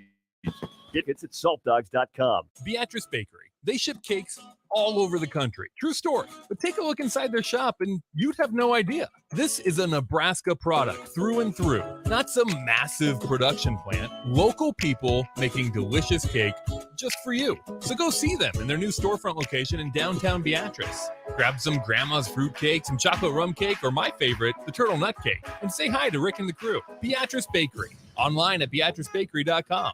Welcome to our world of yum.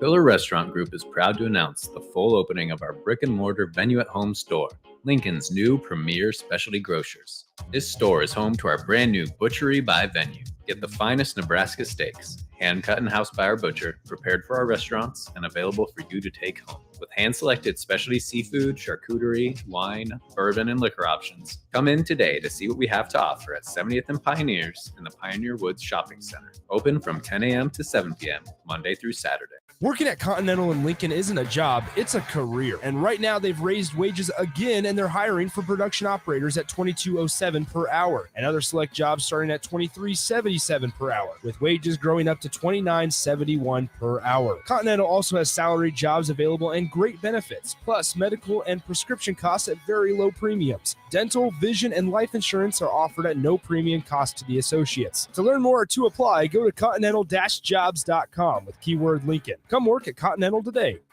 93.7 The Ticket, Fox, KFXL weather. Sponsored by John Henry's Plumbing, Heating, and Air Conditioning. We'll start off the day with sunny skies before cloud cover begins to move into the region. We'll see an afternoon high of 82. A little breezy, south winds gusting over 20. And towards the late afternoon and evening hours, thunderstorms expected to move through. Possibly some isolated severe storms. A low tonight down to around 61. We'll be back up to a high of 80 tomorrow. I'm meteorologist Tim Wright for 93.7 The Ticket and theticketfm.com. Victor deployed for the first time to Afghanistan in 2003.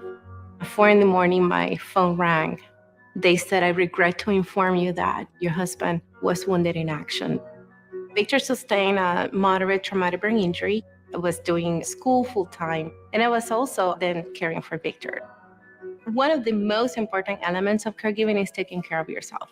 I just didn't want to forget that I also had goals and that I also had a life. What I did is I challenged Victor to meet me halfway. There are almost 6 million military and veteran caregivers across the nation. We have our own journey, and we can fulfill that journey at the same time that we are helping our loved one. Visit aarp.org/caregiving for a free military veterans guide to navigate your caregiving journey and better care for your loved one and yourself. Brought to you by AARP and the Ad Council. Wake up, Lincoln. Come on, it's 6 o'clock. Rise and shine, rise and shine. It's time for Early Break with Sip and Jake, brought to you by Gaina Trucking. Live from the Coppel Chevrolet GMC studios in the heart of Lincoln, America. Here's 93.7 The Ticket's Jake Sorensen. Did seem kind of meh. And Steve Sipple. Surprisingly good. This is Early Break with Sip and Jake, sponsored by Gaina Trucking.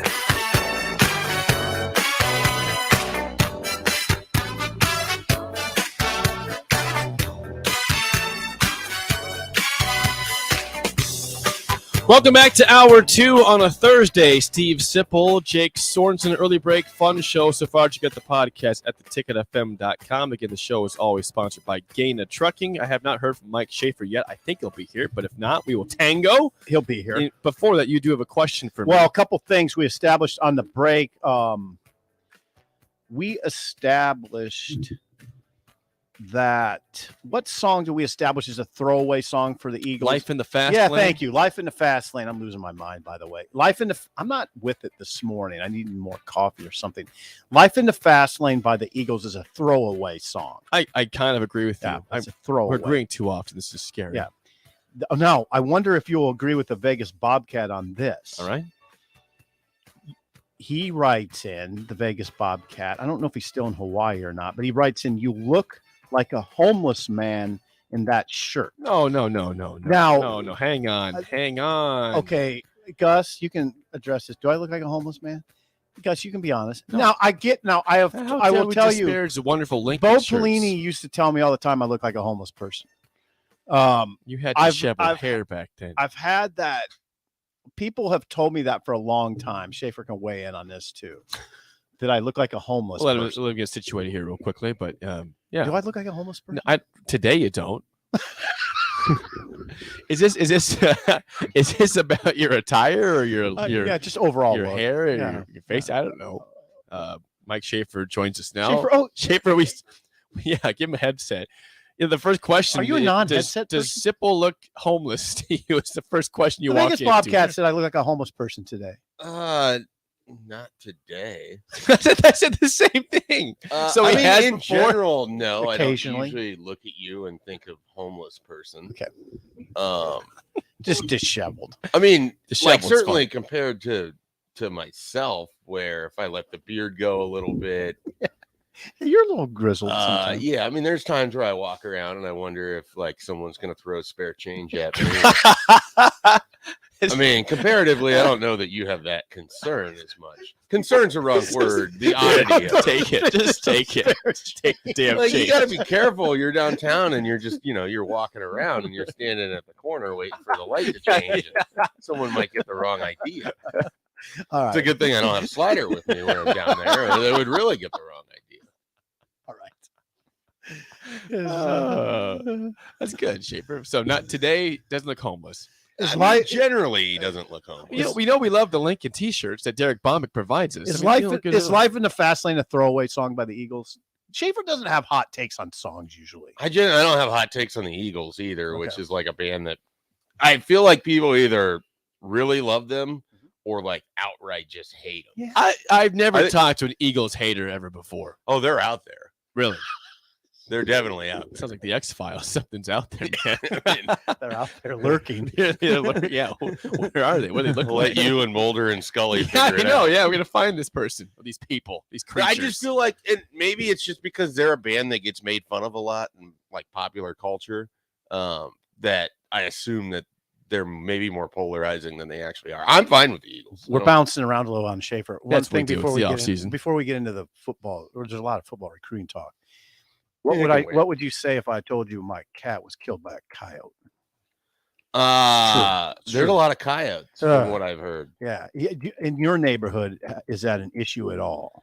I haven't seen them, but they would definitely be around. I mean, we have an open field directly 3 houses down. And I mean, coyotes have been popping up around Holmes Lake in recent years. They're popped up and you know where I live. Yeah. There's and we have cameras, on our house, that sort of thing. And there's a coyote that's regularly. There's just an explosion of coyotes in. That's what I said too. Yeah, they just came out of nowhere. Where'd they come from? I don't know if it's just like I don't know, population manifestation or something. I don't know. But East Campus the coyotes could come from East Campus. They could come from Wyuka. Wyuka's a big, huge cemetery. I don't know, but it's disconcerting when I look at my camera and see a coyote standing. I'm sorry you lost your cat. Yeah, thank you. It's horrifying. It is. Yeah, I mean, they're mean. Like, they'll go after the small animals. Yeah, if you got little dogs or whatever, don't leave them out. No. We're watching. No. That's the thing. You want to think these animals do this stuff at night. And generally, though, it's after sundown and before sunrise. With a little cover, sure. Yeah. But I wouldn't. I mean, I do not want in to. The afternoon, I wouldn't just leave your little dog unattended outside. But man, I don't want to see a coyote standing in my driveway at 2:00 in the afternoon. For some reason, they thought of the cartoon coyote. Yeah, Wile E. Coyote. Yeah. He's just hanging out. You guys are talking to each other with the little signs. He's got some Acme over there for you. Oh man, Schaefer! It's just like you guys are going back and forth, and he's got one that says "Look up," and you look up, and the anvil falls right on your head. The big one. Yeah, that's why you don't want to see a coyote at 2:00 in the afternoon. I'm concerned about the Wiley's antics over there. All right, let's get to serious talk. Yes, Schaefer, Nebraska did add a couple commits last week from Jaden Doss, receiver from Missouri, and also Brock Knutson, a lineman from Scotts Bluff. What's the scoop on those guys? What's the scouting reports on them? Yeah, Jaden Doss really intrigues me in the sense that he's kind of a positionless athlete on offense. And I think we talked about this last week before he committed, but he's a guy that has drawn Deebo Samuel comparisons because that's kind of the trendy name to throw out there, I think, for college coaches at this point in time. I think he kind of represents the type of player that Nebraska early on under Scott Frost, they went hard after those guys that we were classifying as Duck R types.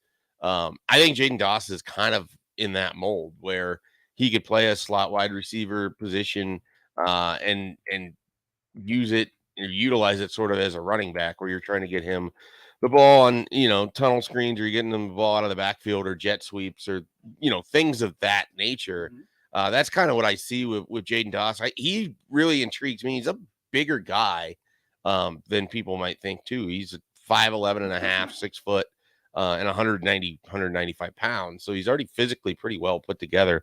So he was a fairly intriguing regional win, and getting back into Kansas City is always good. And then, Brock Knutson, you go out west and you get a guy that is a developmental offensive lineman that's already 6'7". You can't teach that. And you're going to get him, for several years to figure out, okay, where does he kind of profile? Is he a right or a left tackle for you? And Donovan Raiola will have the opportunity to kind of build him up. The recruitment there was always kind of fascinating to me. So he came out, I think, for the spring game on April 9th, and Nebraska offered that Sunday. And he said that his relationship with Nebraska to that point, they'd been pretty straightforward. Like, Raiola wants to kind of see you in person. He's trying to make decisions on his board, that kind of thing. And it really came down to, he needed to get a yes from Raiola before Nebraska was going to offer. And that yes came through. And from that point, it became academic. He was going to commit to Nebraska. It was just a matter of when he chose to do it. And he made the first official visit weekend. Nebraska's after several big name offensive linemen as well. And I wouldn't be surprised if it wasn't like hey, you're either going to have to, kind of decide now, or there may not be a spot for you here in a couple of weeks. And so that's kind of where things sit, with Nebraska with the offensive line. I mean, they had some big guys in over this past weekend. They have 3 more offensive tackles coming in this weekend. And then, of course, Caden Green visited in May as well. So the offensive line picture and the wide receiver room, those rooms could be done theoretically by the end of this month. Mike Schaefer joins us. Schaefer, can I sell you on a name to watch as Dylan Edwards? Yeah, you can sell me on that. Yeah, I believe that this has become a name to watch. It's Derby, Kansas, which I think is in that Kansas City. Yep. Well, Derby, Kansas is by Wichita. Oh, okay. So he's got connections to the guys from Kansas City through 7-on-7, and I don't know. He might have lived in that area before moving down. I there. think Dylan Edwards is regarded, and he's an all-purpose back, very fast, very shifty, and very much on Nebraska's radar. I think a lot of the talk is Oklahoma, but I think that is shifting. Did you hear anything like that in your your contact? You know, when before he even made his official visit that week, 24/7 Sports had a couple writers down at his school. He released his top 8, and I was hearing from those guys.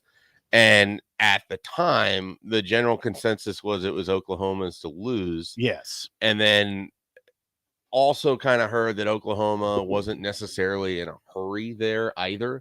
And so that might kind of change his thinking, where if there's a school that seems to want him more, that might dictate kind of the end result more than just the proximity of Oklahoma and the prestige of Oklahoma. So I'm not surprised that Nebraska is in a good spot here.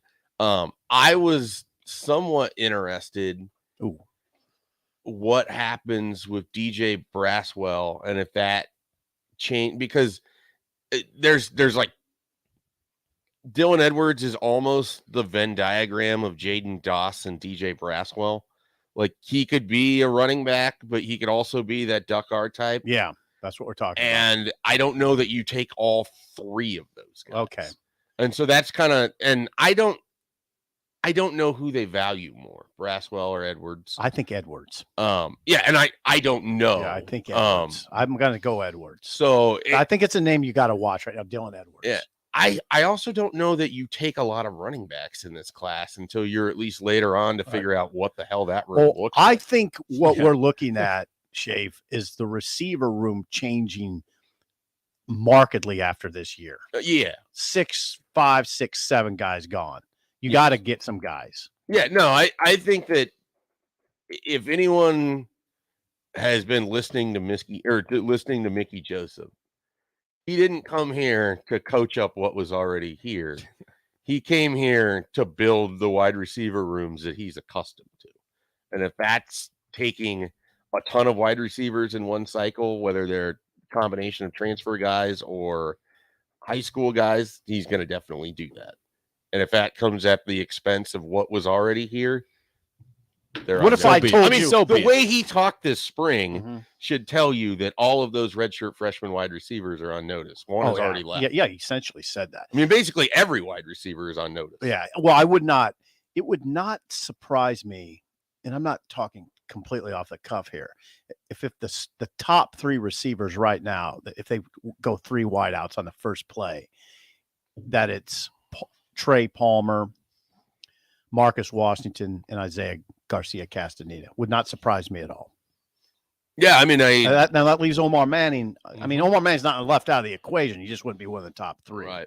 I think with Marcus Washington, it's going to depend on how it kind of goes this summer, obviously, for him to get caught up to speed and everything else. But absolutely, the other 2, not a surprise at all. Right. I mean, I think just from watching the outside and following along on social media and the interviews that he done, and he did another one last night, it really feels like Trey Palmer has embraced a large leadership role, with whether it's the offense or just his wide receiver room. I'm not entirely sure on the reach of it, but doesn't it kind of feel like he's made himself a leader and taken on some of the responsibility that you sort of assume someone's going to have in that offense? It's interesting, isn't it, that some of those guys that are coming in from the portal are doing that. Palmer, yeah, I totally agree with you. Well, there's a void there because Nebraska doesn't have that many returning offensive players.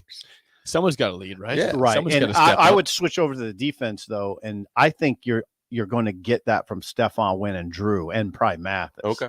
If you listen to them, they talk like that. I mean, they're older guys. Yeah. And they have experience. Yeah. Some of them have been, to the pinnacle of the sport. Yeah. And their messages are good. It's not an I message. It's hey, I want to win at this part of my life. I'm just going to come in and do what it takes. We're going to go to work every day. Well, that's an older sort of mentality, We talk a lot about the physical loss of Adrian Martinez and Cam Taylor-Britt and Deontay Williams and Ben Stilley. Yeah. And Cam Jurgens and Markel Dismuke. Right. The other losses, those guys were your very visible leaders and your behind the scene leaders and your vocal leaders. That's a good point. Veteran presence. I like both Nick Henrich and Luke Reimer. I don't know that I look at either of them as I want to take this and be, Garrett Nelson does. Yeah. I don't know that the two guys in your middle linebacker spot necessarily give me that vibe. Oh, I don't know if they have that cachet yet. Yeah. Either. Well, and then your safeties, are completely new, and you really expect leadership from that spot because they man the back end of your defense and those, the back seven guys generally. Yeah, they're not 23 years old. Right. You've got, whether it's Deshaun Singleton coming from junior college ball, Miles Farmer is still figuring it out. Marquise Buford. Yeah, and he's a redshirt freshman. Young guy, yeah. And they like him a lot, but they do. But he's not 24 with a family. Right. So there's that aspect of the team I find sort of fascinating, where that leadership emerges, and then how quickly a guy who transfers in can take that role and people accept it. That's the other. Yeah. And that depends on the individual. Right. And I think that Trey Palmer has been accepted in that role. Yeah, I think so too. That's just an observation that I, over the last couple of weeks has just been growing and growing. He carries himself with a great deal of confidence. He's proven in the SEC. I can see why he might be able to come in and have that sort of impact. Sip believes that the running back group is good this year for Nebraska. I think it could be the best of Frost's tenure. That's not saying much. My question though is, it's not saying. Okay, let me. Will they actually commit to running the ball? These out. I brought up that Whipple last year, Mark Whipple at Pitt. They passed it a lot with Kenny Pickett and Jordan Addison because that's a great unit. You get that. Will they commit to running the football? Do you believe also that they have conversation? We have no idea. Do you believe they have running backs? So you like that? Jake, if I sat here and I told you that I am 100% convinced that they're committed to running the football, you know how easy it is to pick through that? Yeah. One, we have no idea if they can build leads, let alone maintain leads, let alone be in position that they have to salt away a game with 8 minutes left to go. Yeah, we don't know what the offensive line is going to look like if they're even able to get a push on 3rd and 1, which they didn't. Or most of 1st last and year. 10. Well, yeah. But it's there. We don't know who the running back is going to be because the guy who looked the best in the spring, he looked good prior to the spring game, but his big run in the spring game came against two-hand touch. Right. And there was some dispute as to whether he was touched or not. he was. It's hard to. The guy who I think is going to end up being their running back by the end of the year isn't even. I don't even know if AJ Allen is enrolled yet. I think. Oh, that's a good question. Yeah, he's enrolled. Okay, he's enrolled. I shouldn't say that. I know Emmett Johnson got here. I know Janarian Bonner's here. Johnson. I didn't see any photos of AJ Allen on Friday. He's here. He's here. He's here. He must be enrolled. Okay. Yeah, because he's doing things at the. Okay. Yeah, he's doing things. I didn't see. He's enrolled, but I wasn't there on Friday. I can now. I know I vacillated at first, but I'm not vacillating now. He's enrolled. Okay. Yeah. That's the guy that in November, if AJ Allen's getting the bulk of the carries, I'm not going to be surprised by that. Whoa, I would be. Really? I would be. Yeah, because I think I'm more of in that Anthony Grant camp. But it's. It's an Grant open and Yant camp. Yeah. And Gabe Irvin. If you want to talk about the forgotten guy, I know he is a forgotten. If you talk to people close, though, they're always saying now, "Hey, keep Irvin in it." Irvin. Somebody told me yesterday that he's as fast as Ramir Johnson. And then there's that guy. Yeah, Ramir Johnson, right? Who was on the cover? Has done nothing to deserve losing a job. Yeah, show him the cover of that magazine. It was on the cover. That's Ramir Johnson. Interesting choice. If I would have told you last year. Before the Oklahoma game, that you were going to pick up a magazine in 2022 and Ramir Johnson was going to be on the cover of it, you were going to ask me, what's wrong with you? You were going to ask me why you were reading a Group of 5 preview. Whoa! Shots fired. Easy. Hello. You would have. And I don't say that with any sort of offense intended to Ramir Johnson. No, don't do that. But revisionist history pretends like people didn't think he was going to transfer before the season started last year. That's a good point. So for him to get to the point where he's on the cover of a magazine is insane when you think about it, but it also accurately describes the ridiculous nature of running backs at Nebraska over the last 8 years. It's got to get better. But I think it will now. I really do. I like the group. Yeah, I do too. Yeah, thank you. I do too. I don't. I don't know that anyone has a real grasp on what it's going to look like exactly, but there's options that intrigue me, but there was options that intrigued me last year too. Yeah, me too. I got to say that. Yeah. And it didn't come to fruition. Right. I don't know. I mean, I just believe that it's a pretty good room. And it could be better than pretty good. I'm not going any further than that. I'll say this too, to add to it. I like Brian Applewhite. Yeah. I think he's been an addition for a couple different reasons for the staff so far. I think that he's gotten a lot out of running backs at other stops. And I have expectations that he's going to get stuff out of this running back room as well. I like the room. I hope so. I like the running back room better than the receiver room. I will say that. I like the running back room better than the receiver room. And I don't dislike the receiver room. But if I had to rank the skill positions on offense, running back, receiver, tight end, that's where I'd go. Sure. What's your level of concern about tight end at the moment? Pretty high. It's light. It's like it doesn't get talked about, but it's light. After Vokalek, it's just light. And Vokalek has not stayed healthy for much of the last 18 months. Well, Borkert's fine, but he's a young guy. AJ Rollins is fine, but he's a young guy. Fedoni's not going to play. Yeah, I mean, I'm just going to tell you, unfortunate loss with him. If Fedoni plays it all, it'll be like last season. Is the way I. So something shifted with that, I guess. Yeah. Or it's just finally being thought of in that regard. Yeah. Because there was a bunch of conversation that he could be back by early in the season. I am almost ready to late in the season. Well, no, this was early in the season. And, early. No. If he's back, it'll be late in the season. I think it'd be much like last year. Well, yeah, I think we're looking at the same thing as last year. That's what I'm looking at. That's why when people were talking about him being a contributor earlier in the season, I don't was see confused by this. I wouldn't be confused. Yeah. I wouldn't be confused. It's go with your previous thinking. Yeah. That's what I'm saying. Before we get to break, Schaefer, this hour is sponsored by Trek CBD at 84th and Highway 2. It is the middle of summer. What's going on at Trek CBD? Is it the middle of summer? He started summer. Summer hasn't even technically started. Okay, well, for some, the kids are out of they're in summer vacation mode. Gus is on summer mode. He's out of school. Thank you, Schaefer. Anyway, all right. It is not. This is an off-air conversation. I'll save it for that. Okay. Anyways, I tried a new product from Trek CBD. It's not new for them, but it was new for me. And the name of the product is called Death by Gummy. Death by Gummy. Okay. And color me intrigued. There are 10 little gummy bears in this package, and each gummy bear is a very high dosage of CBD and THC and Delta 8. And we've talked about how I sometimes have a tendency to really go hard at it, where I like to recede into the couch. Right. These are designed for people like that. I tried one and I cut it in half to start with because I was like, all right, I don't want to be doing laps around my neighborhood and get lost or what. I don't want to be eaten by a coyote. So come on, too soon. Anyways, continue. I cut it in half and it gave me like a nice 4-hour, pretty strong. Whoa, 4 hours. Yeah. Like a strong what? A pretty strong indication that I was up in the clouds. Okay. If you will. So if that is, what you're seeking, that is a real product.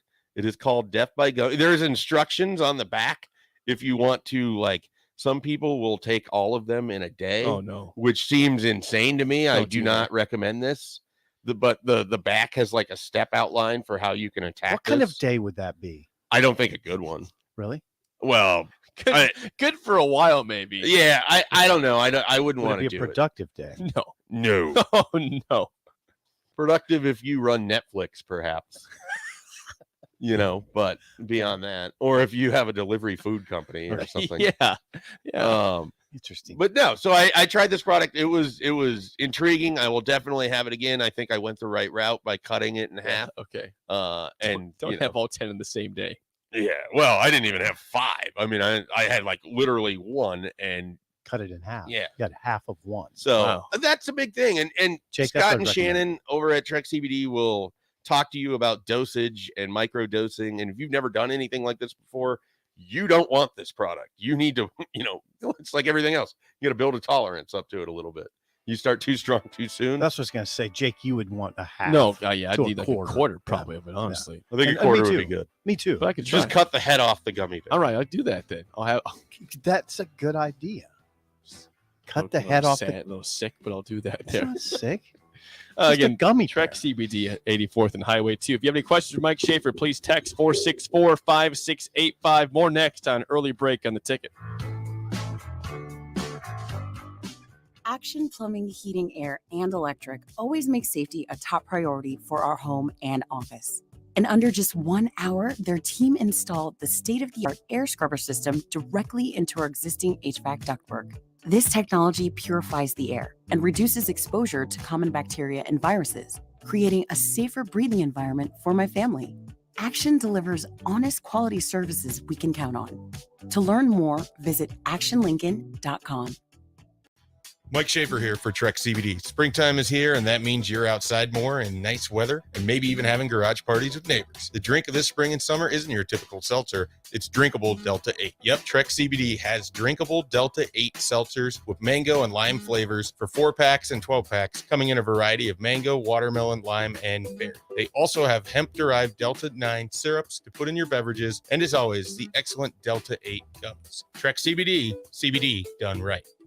At Aloe, we think you deserve the fiber things in life, like binging your favorite TV shows and movies buffer-free, next level, lag-free gaming, and video calls without frozen faces. So say goodbye to lag and buffering and hello to super fast fiber internet with dedicated 24/7 support for total peace of mind. Plus, no hidden fees, no expiration dates, and no contracts, ever.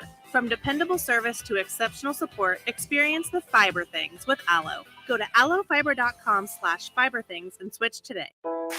They say one great thing leads to another, and that's especially true when you visit a Great Clips salon. When you sit down for a haircut with the skilled and friendly stylist at one of our thousands of convenient Great Clips locations, they'll not only make your hair look great, they'll make you feel great too. And that's something you can't help but share with the world. Download our online check-in app today and opt in to get a Ready Next text when you're up next. Great Clips. It's going to be great. Tune in every Monday morning throughout the summer at 6:45 a.m. for golf course reviews on the Nebraska Golf Passport Early Break Golf Tour with Jake Sorensen and Steve Sipple on 93.7 The Ticket and theticketfm.com. Gaina Trucking is hiring CDL Class A and B drivers. Gaina Trucking guarantees a 40-hour work week year-round, and their strong team culture makes it not a job, but a career. Gaina Trucking offers health, vision, and dental insurance, 401k with company match, an employee assistance program, and other bonus programs. Build a better career today with great team culture at Gaina Trucking. Learn more and apply today at GainaTrucking.com. You know you want that smoky, tangy, sweet, and spicy sauced and tossed Wingstop. But you just brought a haul of groceries home from the store. It's cool. No one expects you to shop and cook in the same day. So let the flavor experts at Wingstop hook you up with mouth-watering wings, crispy tenders and thighs, fries and sides delivered to your door. You can always cook tomorrow. That's why the fridge was invented. Get it delivered at Wingstop.com. Order your Wingstop online at 28th and Superior, 50th and O Street, and 29th and Pine Lake. Beatrice Bakery. They ship cakes all over the country. True story. But take a look inside their shop and you'd have no idea. This is a Nebraska product through and through. Not some massive production plant. Local people making delicious cake just for you. So go see them in their new storefront location in downtown Beatrice. Grab some grandma's fruit cake, some chocolate rum cake, or my favorite, the turtle nut cake. And say hi to Rick and the crew. Beatrice Bakery. Online at BeatriceBakery.com. Welcome to our world of yum. I grew up hearing that women are bad with money, but like many of you, I spent years paying bills, managing checking accounts, and taking care of my family. So turns out women are pretty good with money after all. And now I'm taking control of my financial future by saving for retirement. It's never too late to start, and there's a great website to help you. Check out WeSaySaveIt.org and jumpstart your retirement savings on your budget and your timeline. That's WeSaySaveIt.org. Brought to you by AARP and the Ad Council. This good morning, little brother. is Early Break with Zip and Jake, brought to you by Gaina Trucking. Weekday mornings from 6 to 8 on 93.7 The Ticket and theticketfm.com.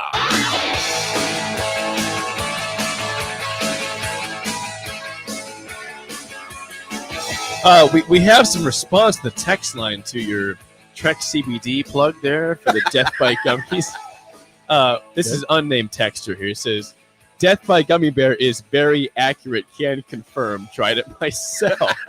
Great. Love it. Should I leave it out on the driveway for the coyotes? Oh, there you go. Yeah. I don't want to get Send that coyote. I don't want to get PETA involved with this show. Oh, okay, fair enough. Well, you don't have to tell me. Let's talk about something else. Hey, what the coyote is causing you problems, so They probably view coyote as a negative term and would like to think of it as outside cat.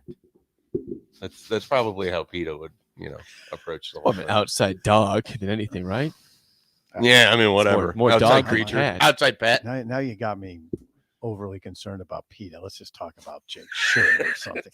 My shirt. There's one organization you don't want to have to spend any time thinking. I don't need that headache. I got a lot of headaches. See, that's the thing about coyotes. You got a lot of stresses in this world. You know, I got a home camera, like a lot of people. You don't want to turn on your home camera. Your wife say, "Hey, come over and look at this." Oh no, that's a coyote standing in our driveway at 8:50 at night. Pretty high traffic. Is that time. a coyote right there? And you know what, Schaefer? It's not a small coyote. Yeah, well, it's a sizable coyote. It's also not a neighbor. It's not like you live in the quietest neighborhood. No, we live in the middle of town, like literally the middle of. Why town. is a coyote over there? Wyuka and East Campus. Wyuka East Campus. So my neighbors. I mean, if you're in that Hartley neighborhood, I mean, there's a coyote. Do you think that the cat population of Lincoln, like the stray cat population of Lincoln, has enticed the coyotes to? I don't know. It's good. I don't know what entices coyotes. Yeah, what has caused this growth of coyotes in town? We need to have it researched. There's someone that just turned on the hell's going on well, today. I mean, we are lucky. He's wondering why the Great Outdoors show is on right now. I am going to. Let's take the Death by Gummy Bears over here. I'm going to get. I'm going to not do this. I'm going to get out over my skis here. We're fortunate in this city to have animal control. There's cities that can't afford animal control. Yeah. And I wouldn't want to live. You know what I'm going to say? I wouldn't want to live in that city. Yeah. I was in a city back in the Big 12 days where I was driving around a few nights. I was there for an extended stay. I'm just going to say a Big 12 city. Big 12 city. And I noticed a lot of dogs running in packs. And I thought, this is not an idle occurrence. I'm seeing this regularly. Like I've heard you tell this before, and now I'm trying to remember which city you should it was. be able to. And then I looked into it. I looked into it, and they don't. It's because they couldn't fund animal control. Can I take a guess here? Yeah. Is it Lubbock? No. Waco? 0 for 2. Ooh. Yeah. Where would you have gone for those guesses? Waco was my first one. Anyway. Lubbock wouldn't be 2? No. No. Yeah, they just couldn't. Wow. I mean, if they had animal control, it was very limited for a city of that size. We're fortunate to have animal control, but I don't know what animal control can do with coyotes if you set traps. Extended period of time. Stillwater? If you think about it, media days, bull trips, media days, bull trips. Am I helping you? Kansas City? No. Keep going south. Further south by a long Dallas? ways. Keep going south. San Antonio, guys. Well, you said a Big 12 That's not city. a Big 12 school. The Alamo Bowl was there, and they had Big 12 media days there. They had Big 12 media Yeah, days. Well, okay, so my guesses are fine. off. You said a Big 12 school. Also, I have been in San Antonio, and I have seen packs of dogs. I can confirm this. Packs of dogs. We had this conversation once when I came back from covering. I guess it's not technically a Big 12. The All-American. Yeah, right. That's it's why Big 12 my country. guesses were fine. It's a Big 12 country. You said Big 12 school. Okay, my bad. So that's why I said Lubbock You and Waco. definitely said Big 12 school. Okay, I'm sorry. Yeah. You saw packs of dogs. Yeah, no, and we've had this. I was having deja vu, and I couldn't remember when we had discussed this, and now it makes sense. Yeah, it was very interesting. I mean, I was interested in it. I mean, when you'd see when I say packs of dogs, 10, 12 dogs running together, and I thought it was kind of nice for the dogs. Not but perfect if you happen to be taking a walk. Right. Yeah. It's like a You trying to tell me that they don't dog, they don't have animal control in San Antonio? Well, I think it's very limited if they have it. There's cities like that just don't fund it. I just don't understand that. Well, you understand lack of Let me just check San Antonio real quick after the show. Okay. See what's going on there. Okay. Animal control. Yeah, maybe they've It's been a very interesting 30 minutes. Yeah, listen, this was some time ago. When was Nebraska last in the Big 12? 2000. You're probably looking at what, 2010? 10. Was the last time they were in the Alamo Bowl? Yeah, this was at least 10 years ago. So it's possible that. But if you were in San Antonio, the last time they were in the Alamo Bowl was what, 2000, when they played Michigan, 2005? 2005. Yeah. Yeah. Was that the last time? Yeah. 05. Yep. That's the last time. Last time I was in San Antonio. Must be. Yeah, 17 years ago. Around that time. You're in your 30s back Alamo then. Bowl, Cotton Bowl, No Bowl, Holiday Bowl, Big Ten.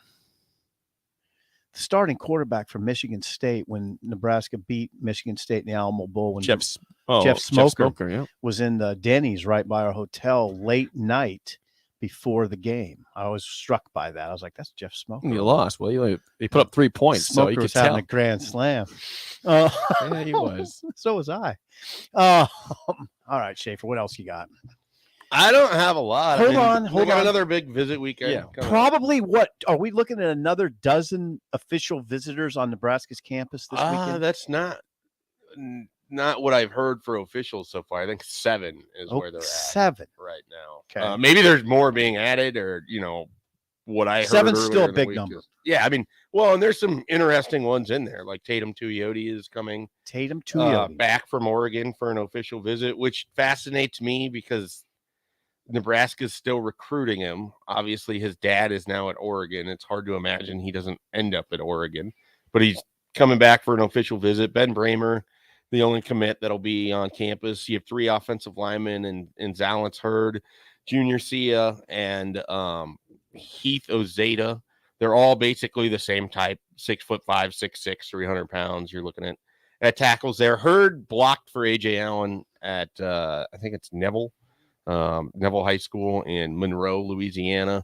Who else is out this weekend? Oh, and then one that I think is going to end in a Nebraska commit, Riley Van Poppel, the son of Todd Van Poppel, former Major League Baseball pitcher. He's a defensive end from the Fort Worth suburbs. And Nebraska's done a great job recruiting him. I think that's going to end in a commitment. It could happen as soon as Sunday. Could happen, shortly thereafter. Riley Van Poppel. You remember Todd Van Poppel? I've heard that name. He pitched for the Cubs. Yes, okay, that the makes sense, A's. yeah. All right. There's a couple other teams. All right, let's do the game By show. the way, before that, you have been in San Antonio in the last 10 years. Weren't you at the Nebraska basketball tournament? Yes. Okay. 2000 years ago. Yeah, thank you. I didn't get around the city. That was a very short stay. Well, as you we remember. lost. I was going to say it wouldn't qualify as a extended. No, I stay. barely remember being there. It was weren't really there long. short. No, it's I was there for a day, and we flew out the next morning early. With the sad L. Let's play the game. So give us a call right now at 464-5685. Your chance to win a business box of bagels to Bagels and Joe. Sip had probably his most impressive win ever yesterday, Schaefer. I did Western Nebraska counties. He got them all right. Man, all of them. He wasn't. Schaefer's not impressed. He wasn't confident going in. I mean, I the wasn't. textures were very impressed by it. Dawes. Yeah, he got Dawes. You know, Shadman was Dawes County. Do you know that? No, I wouldn't know that. He but did well. I think it's important to understand that Sipple grew up at a time where that would be like taught to you, and you were supposed. But he to said know he's it. been out of school for 30 years, and you didn't have 55, Schaefer. I barely remember where I went to school.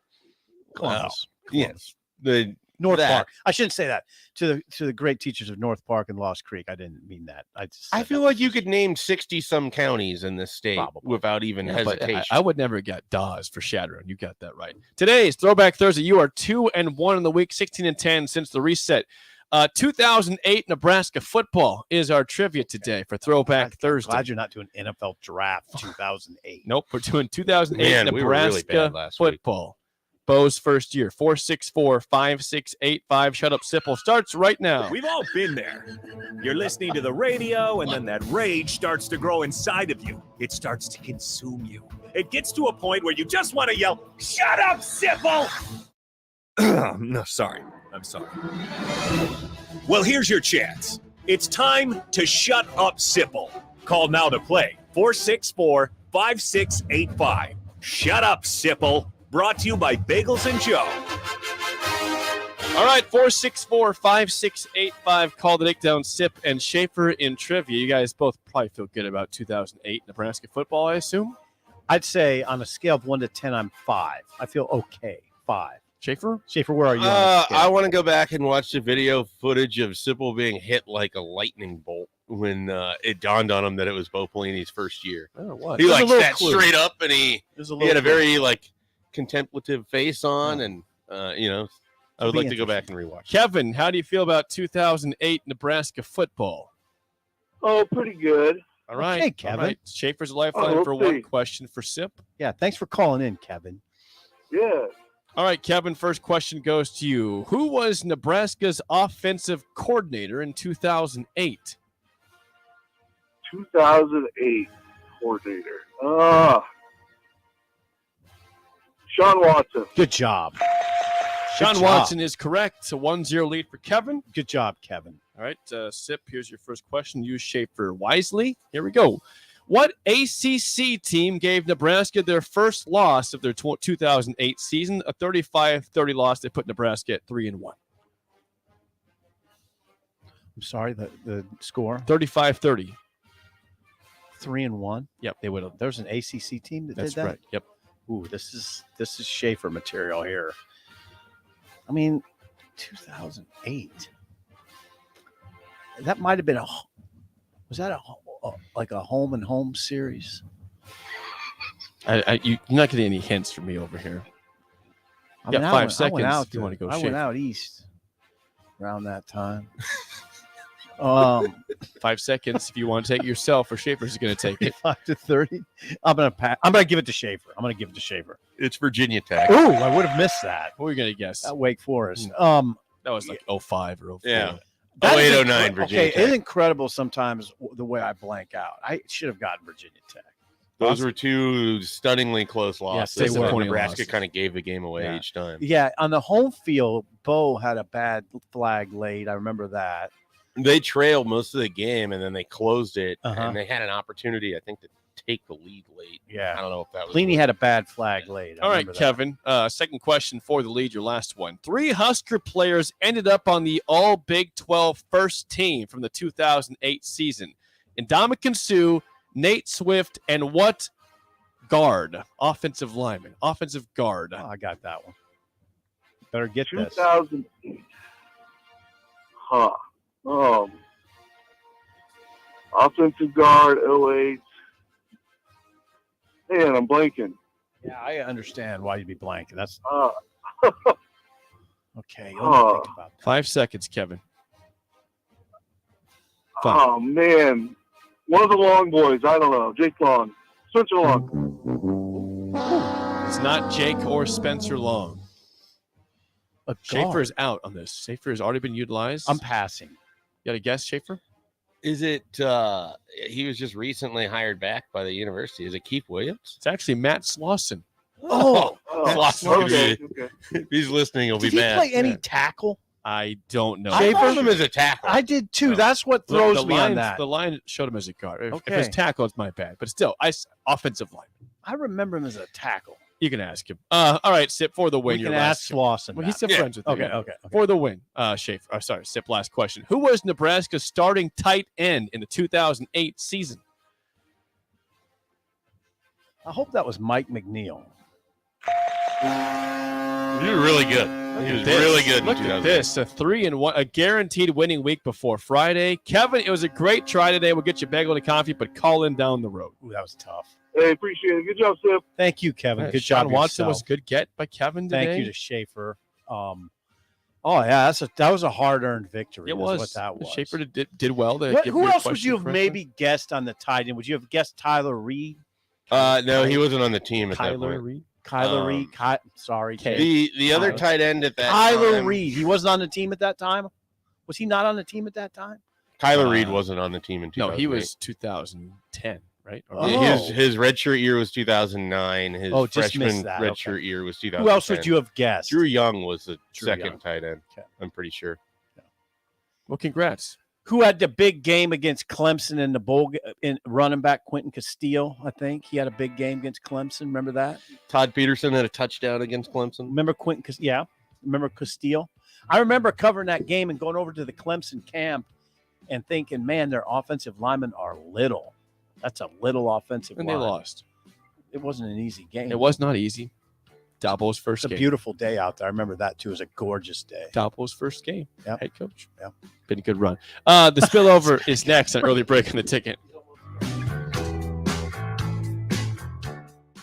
Mike Schaefer here for Trek CBD. Springtime is here, and that means you're outside more in nice weather and maybe even having garage parties with neighbors. The drink of this spring and summer isn't your typical seltzer. It's drinkable Delta 8. Yep, Trek CBD has drinkable Delta 8 seltzers with mango and lime flavors for 4-packs and 12-packs, coming in a variety of mango, watermelon, lime, and berry. They also have hemp-derived Delta 9 syrups to put in your beverages, and as always, the excellent Delta 8 gummies. Trek CBD, CBD done right.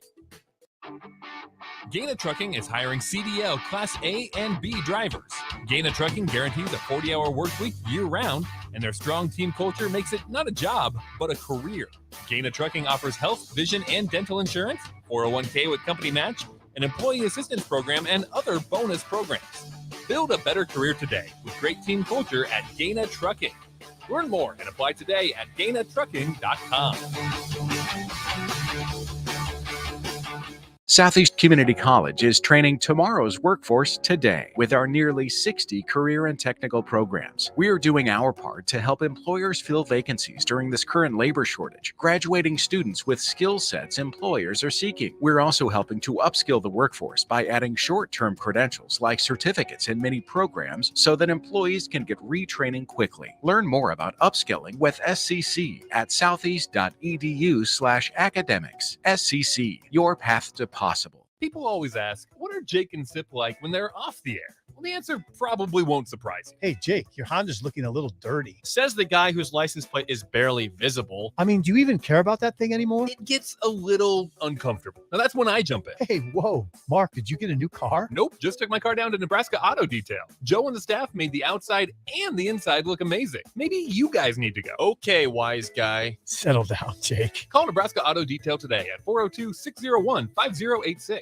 Hey, it's Nicklin Hames from Nebraska Volleyball. I hate wasting time in practice, and I want to help you stop wasting your time when you're looking for an electrician. High Electric has been serving the area for over 30 years for both residential and commercial properties. They are experts in everything like remodeling, new additions, hot tub installation, and more. And they take jobs from Beatrice to Omaha and all towns, big or small, in between. Call them today at 402-466-6606 or learn more at high-electric.com. Tune in every Monday morning throughout the summer at 6:45 a.m. for golf course reviews on the Nebraska Golf Passport Early Break Golf Tour with Jake Sorensen and Steve Sipple on 93.7 The Ticket and theticketfm.com. Sandhills Global is hiring. Check out sandhills.jobs for more information. Sandhills is looking to fill hundreds of new openings in sales, traveling support, software development, web design, and more. Sandhills has a professional culture and is fast-paced with a focus on growth, innovation, and leading-edge technologies. Career and internship opportunities are available at our global headquarters in Lincoln, Nebraska. Apply today at sandhills.jobs. They say one great thing leads to another, and that's especially true when you visit a Great Clips salon. When you sit down for a haircut with the skilled and friendly stylist at one of our thousands of convenient Great Clips locations, they'll not only make your hair look great, they'll make you feel great too. And that's something you can't help but share with the world. Download our online check-in app today and opt in to get a ready next text when you're up next. Great Clips. It's gonna be great. This is Lincoln's home for sports talk on the FM dial. Also online at theticketfm.com. On the internet. KNTK FM Firth, 93.7 The Ticket. We're on the air. Back Well, party's starting early today, isn't it? to more of Early Break with Sip and Jay, brought to you by Gaina Trucking. On 93.7 The Ticket and theticketfm.com.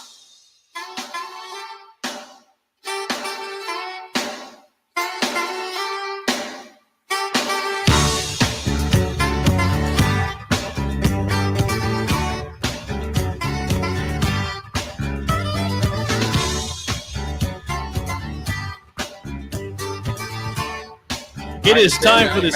It is time for the spillover. Mike Schaefer still with us. Jay Foreman joins in. Still with us. Yeah, he's still. Yeah, Like that. Shafe, they haven't ran you. I had a good run, Sip. You did. Shafe got a Shafe, good run. They haven't ran you off. This show? No. Sip hasn't disrespected you and asked you, do you lift or your shoulders look small? Because he asked Jay every day. You're still lifting there, Jay? Yeah, why No, I mean, got to keep working out, Jay. that hasn't happened. You know, I mean, you played in the NFL. It wasn't no good. It wasn't no salutations. He was like, "Man, you look kind of soft." No, I don't. That's what he said. 3 straight days. Like, Jay, what happened? You man? had it What's coming. happened to you? You had it coming. Schaefer doesn't have it coming. You had it coming.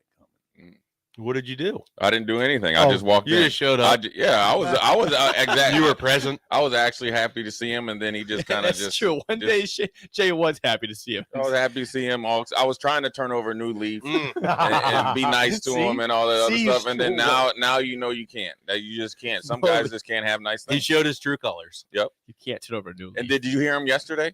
No, I didn't. Okay. What happened So yesterday? I forget. if I see you somewhere and Jake, I've done it to seen Jake. I'm like, hey Shay, what's up, my brother? Right? Yeah. It's cool, Oh, right? yeah. We're brothers, right? And I'll see Jake, same thing. Yeah. So This is bad. your buddy over here, okay? Buddy's strong. Yeah, okay. Yeah, that's true. Cohort, compadre, whatever you want to call it, whatever it is. Compadre. Compadre. Let's go with compadre. The way he said brother was one of the most angry. It wasn't angry. It was Jake. Try to reiterate. Jake wasn't angry. It was. wasn't It was. It was. It was a cross between Mike Gundy when he was talking about COVID and his boys and Okay. stuff, and Hulk Hogan Okay. doing a you know how they do like a It's Hulk not- Hogan did a little quick skit. I swear.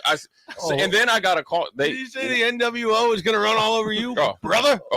He said almost. It was right But- there, but brother. it had more. I had to try to combine that. It was more That vicious. was pretty good, Schaefer. Wasn't It was vicious. more vicious. And then when he said it, Shafe, he just had to put the whole body in. Brother. That's how it was. That was Jake, it. that's exactly That was right. it right there. But Schaefer, Schaefer's Jake, way Jake, exaggerated. didn't he put the whole It's thing in? so- no, it's way. And mind you, exaggerated. Shafe, mind Did he you, have the boa around his neck? mind you, Shafe, I'm standing here, Yeah. DP's in your seat, and then he looked at both of us when he did.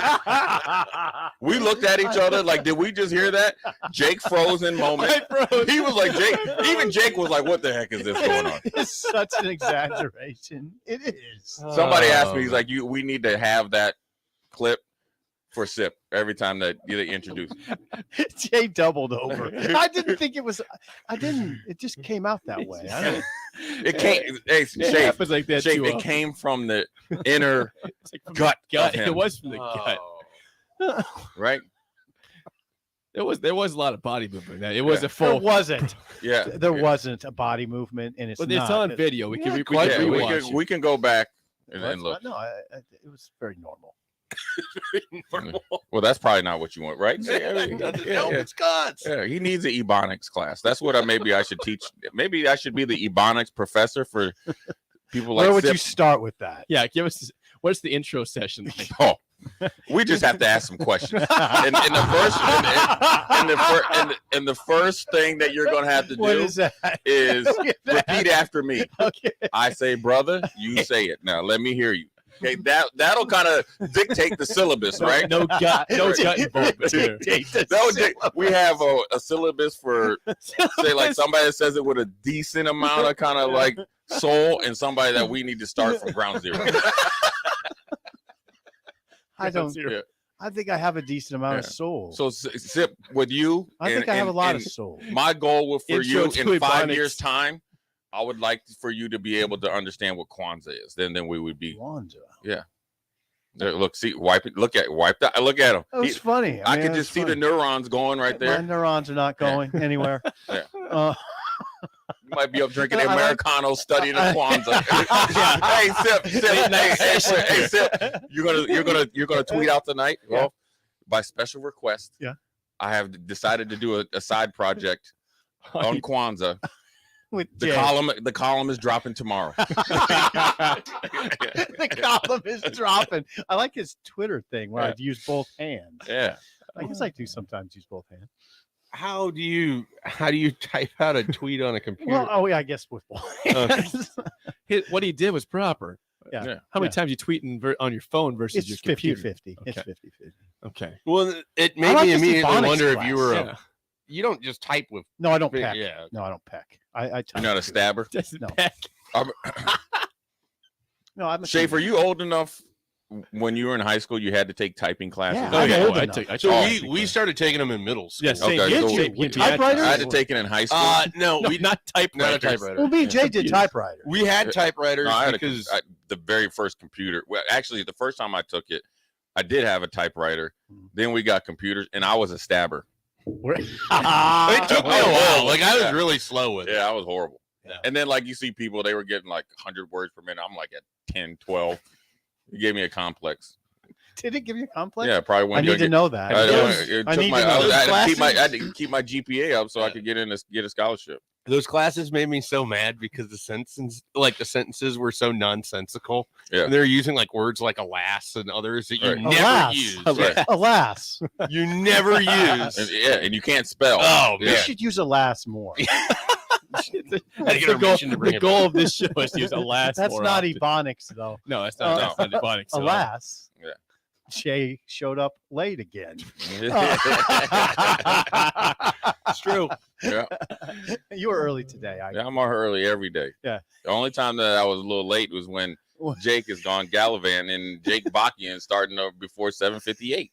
Oh, that's not my fault. Jake's didn't going to leave go it- gallivanting again. I He's thought. going. He's Starting hey, tomorrow. I'm Jake's gallivanting. gallivanting again tomorrow. Where So you be going? ready. Be ready. I'm going to the Lake Tahoe, I didn't know this till right And, now. By the way, Spokane, Coeur d'Alene, Idaho area. Shape was just in Idaho recently. you going to Lake Tahoe? Yeah. Yeah. So that's it. Listen, it's gonna be great. Yeah. That whole area, Reno, Tahoe, then Spokane, Coeur d'Alene. Check it out. That's it for the show. Then I What? guess. But what are you doing up there? I'm gonna do a lot of hiking. You two are just, you guys are just made for each other. Okay. Listen, I don't. You I got don't- a I don't do- motorcycle rider over here No. and a hiker. Yeah, what's wrong with that? Yeah, I did some hiking out in Idaho. I You like did? to. I like to go see the world, man. Yeah. I don't need to live on the beach the whole time on vacation. I don't need to just chill there for. I get bored on the beach all day. I've already done the beach stuff. Yeah. I You don't get need some that. exercise. I need to just go see, the different scenery in this Yeah. world. Okay, that's fun. Until What's wrong with that? that brown bear says, "Hey, you're in Well, my the brown my- bear, Yeah. then that's a good way to go. Yeah, or the mountain lion." You I look- think that's a good idea for you to get I'd away. be more worried about, I think, the mountain lion Right. in that scenario. Now, if you're talking a grizzly, yeah, whatever. I yeah. can Yeah. take a mountain lion. I think. Take it where? Or if he's coming after me, I could take it. You're gonna put up your dukes against a mountain lion? Yeah, you're dang right. I'll wrestle that second. Schaefer, what are you laughing about? No, I don't think that's what you want to do. I'm not going to take down a grizzly bear. No. But a mountain lion, yeah, I could take that sucker. I don't even Not like to talk concerned about grizzly this. bear, you have a better chance of maybe scaring straight off by just being as loud as possible. But Is that what you do? You got to be loud. you have to get big and you have to get Oh, loud. get big. That's- Okay. Yeah. I mean, those are your best chance. What if you play dead? Not great. Okay. Not good. They don't care if you're living or not.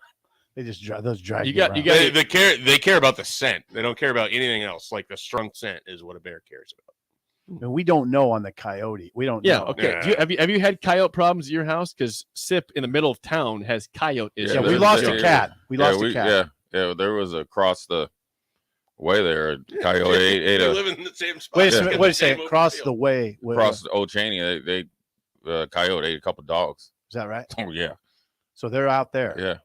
Have you actually laid eyes on one? I saw one down the way on like going from 98th to 84th. Coyote. Yeah. Yeah. We have cameras standing in my driveway. Was a coyote 2 nights ago. In my driveway. Not a small. You didn't wait. You didn't wait up for him another night. Well, no. I mean, no. I haven't. We've just started seeing him Mhm. last few nights and mornings. So yeah, it's dicey. Yeah. And we lost our cat. Well, now we don't know for Norman. sure. Norman the cat. Yeah, is Norman. gone. We don't know for sure if Norman got eaten by a coyote, but the coyote just recently started showing up on the camera, so I got to think that's Yeah. what happened.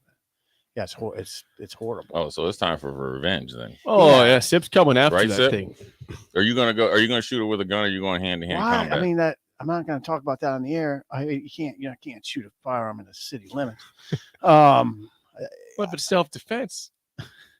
Yeah. I don't know. I don't know what the laws are in this case. I got to Google, what do you do if encountered by a coyote? This is not a small coyote either.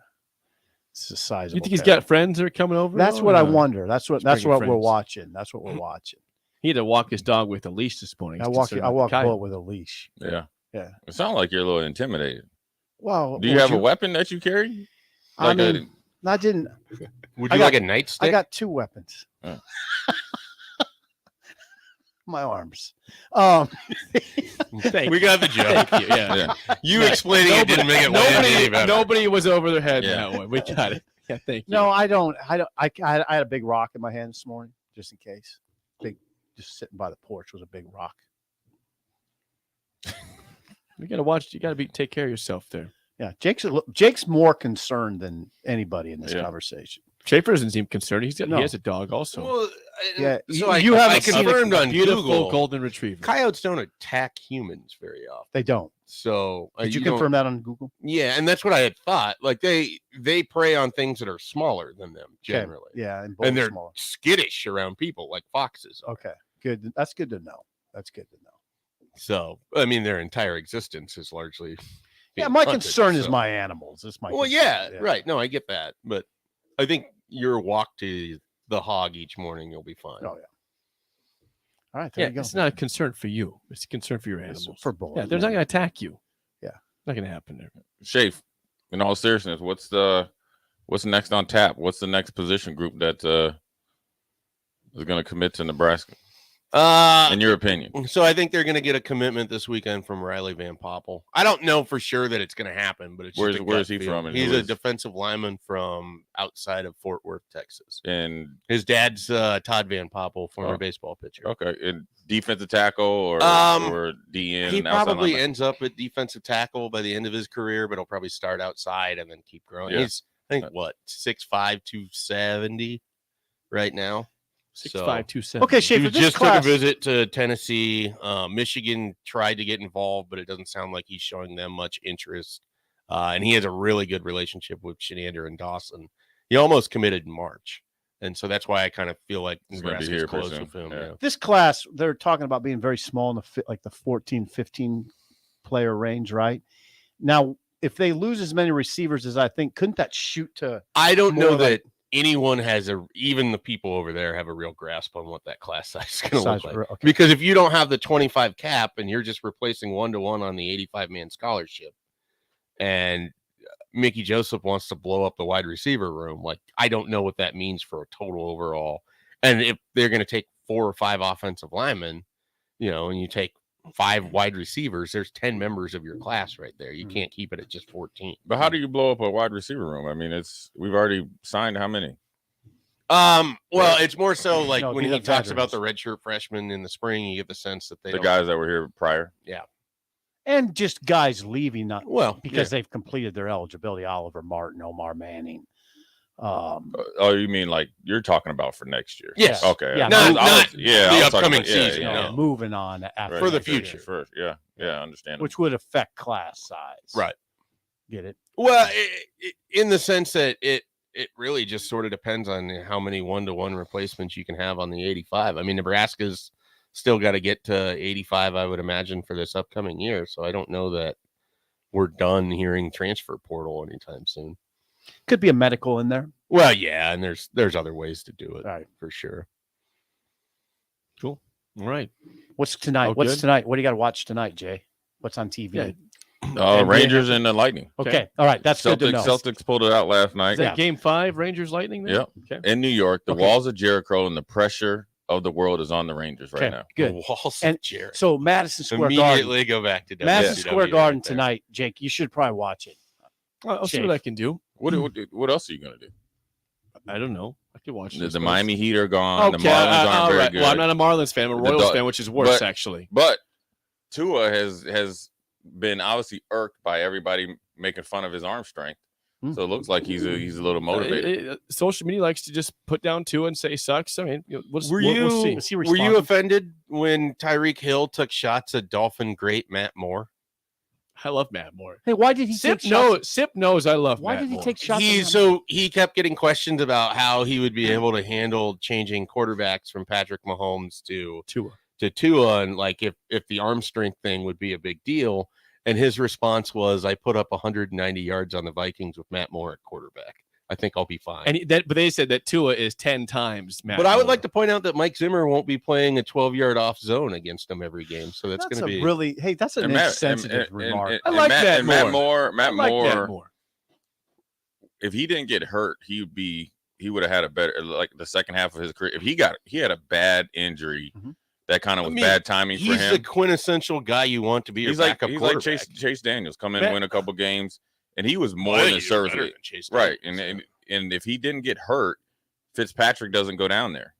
So, and I think he played at Kansas City, and He did after the Dolphins. Yeah. 2016, Matt Moore. Tannehill gets hurt. I'm at that game, Miami. Matt Moore carries him into the postseason because he was good. Right. He was better than Tannehill. I like Matt Moore. I know. That's He's why I better than asked Tannehill. you how you felt about He it. played better than Tannehill. He played a lot looser than Tannehill. But he's not generally better than Tannehill. Probably not. But well, you never know. Did you see Tannehill last year? yeah, it was bad. Without Yeah. Derrick Henry, he was a lost cause. Lost cause. He was so bad that he lost sleep. He hasn't recovered.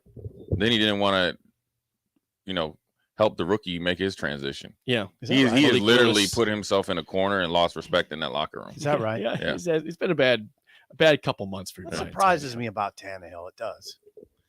Why wouldn't he want to help the rookie? Because he's got to keep his job, man. He's 33 years old. He's a not done quarterback. You're gonna. Chase Daniels has played forever. Ryan Fitzpatrick has been in the league. Tannehill can make $20 million as a backup. Sure. If Fitzpatrick can make 10, playing 10 minutes for the Commanders. Yeah, it's pretty good. Pretty good. Maybe I should come out of retirement because Jack. Could you play Maybe I quarterback? should just go be defensive coordinator because Jack Del Rio probably is going to have a hard time standing in front of all those dudes that don't necessarily look like him and explain himself. I saw that on Yeah, Twitter. Jack Del Rio. He had about as bad of a day as anybody yesterday. Yeah. It's been going. He around. earned all of it. Yeah, He earned all of it. Between Phil Mickelson, Jack Del Rio, and Graham McDowell. What a day it was. Phil Mickelson. All right. We'll talk about the Live Tour tomorrow. We will. Old School's up next for Mike Schaefer and Steve Sipple. I'm Jake Sorensen. See you. Landmark Implement, your local John Deere dealership, is searching for mechanics of all skill levels to grow with us. Landmark offers a competitive way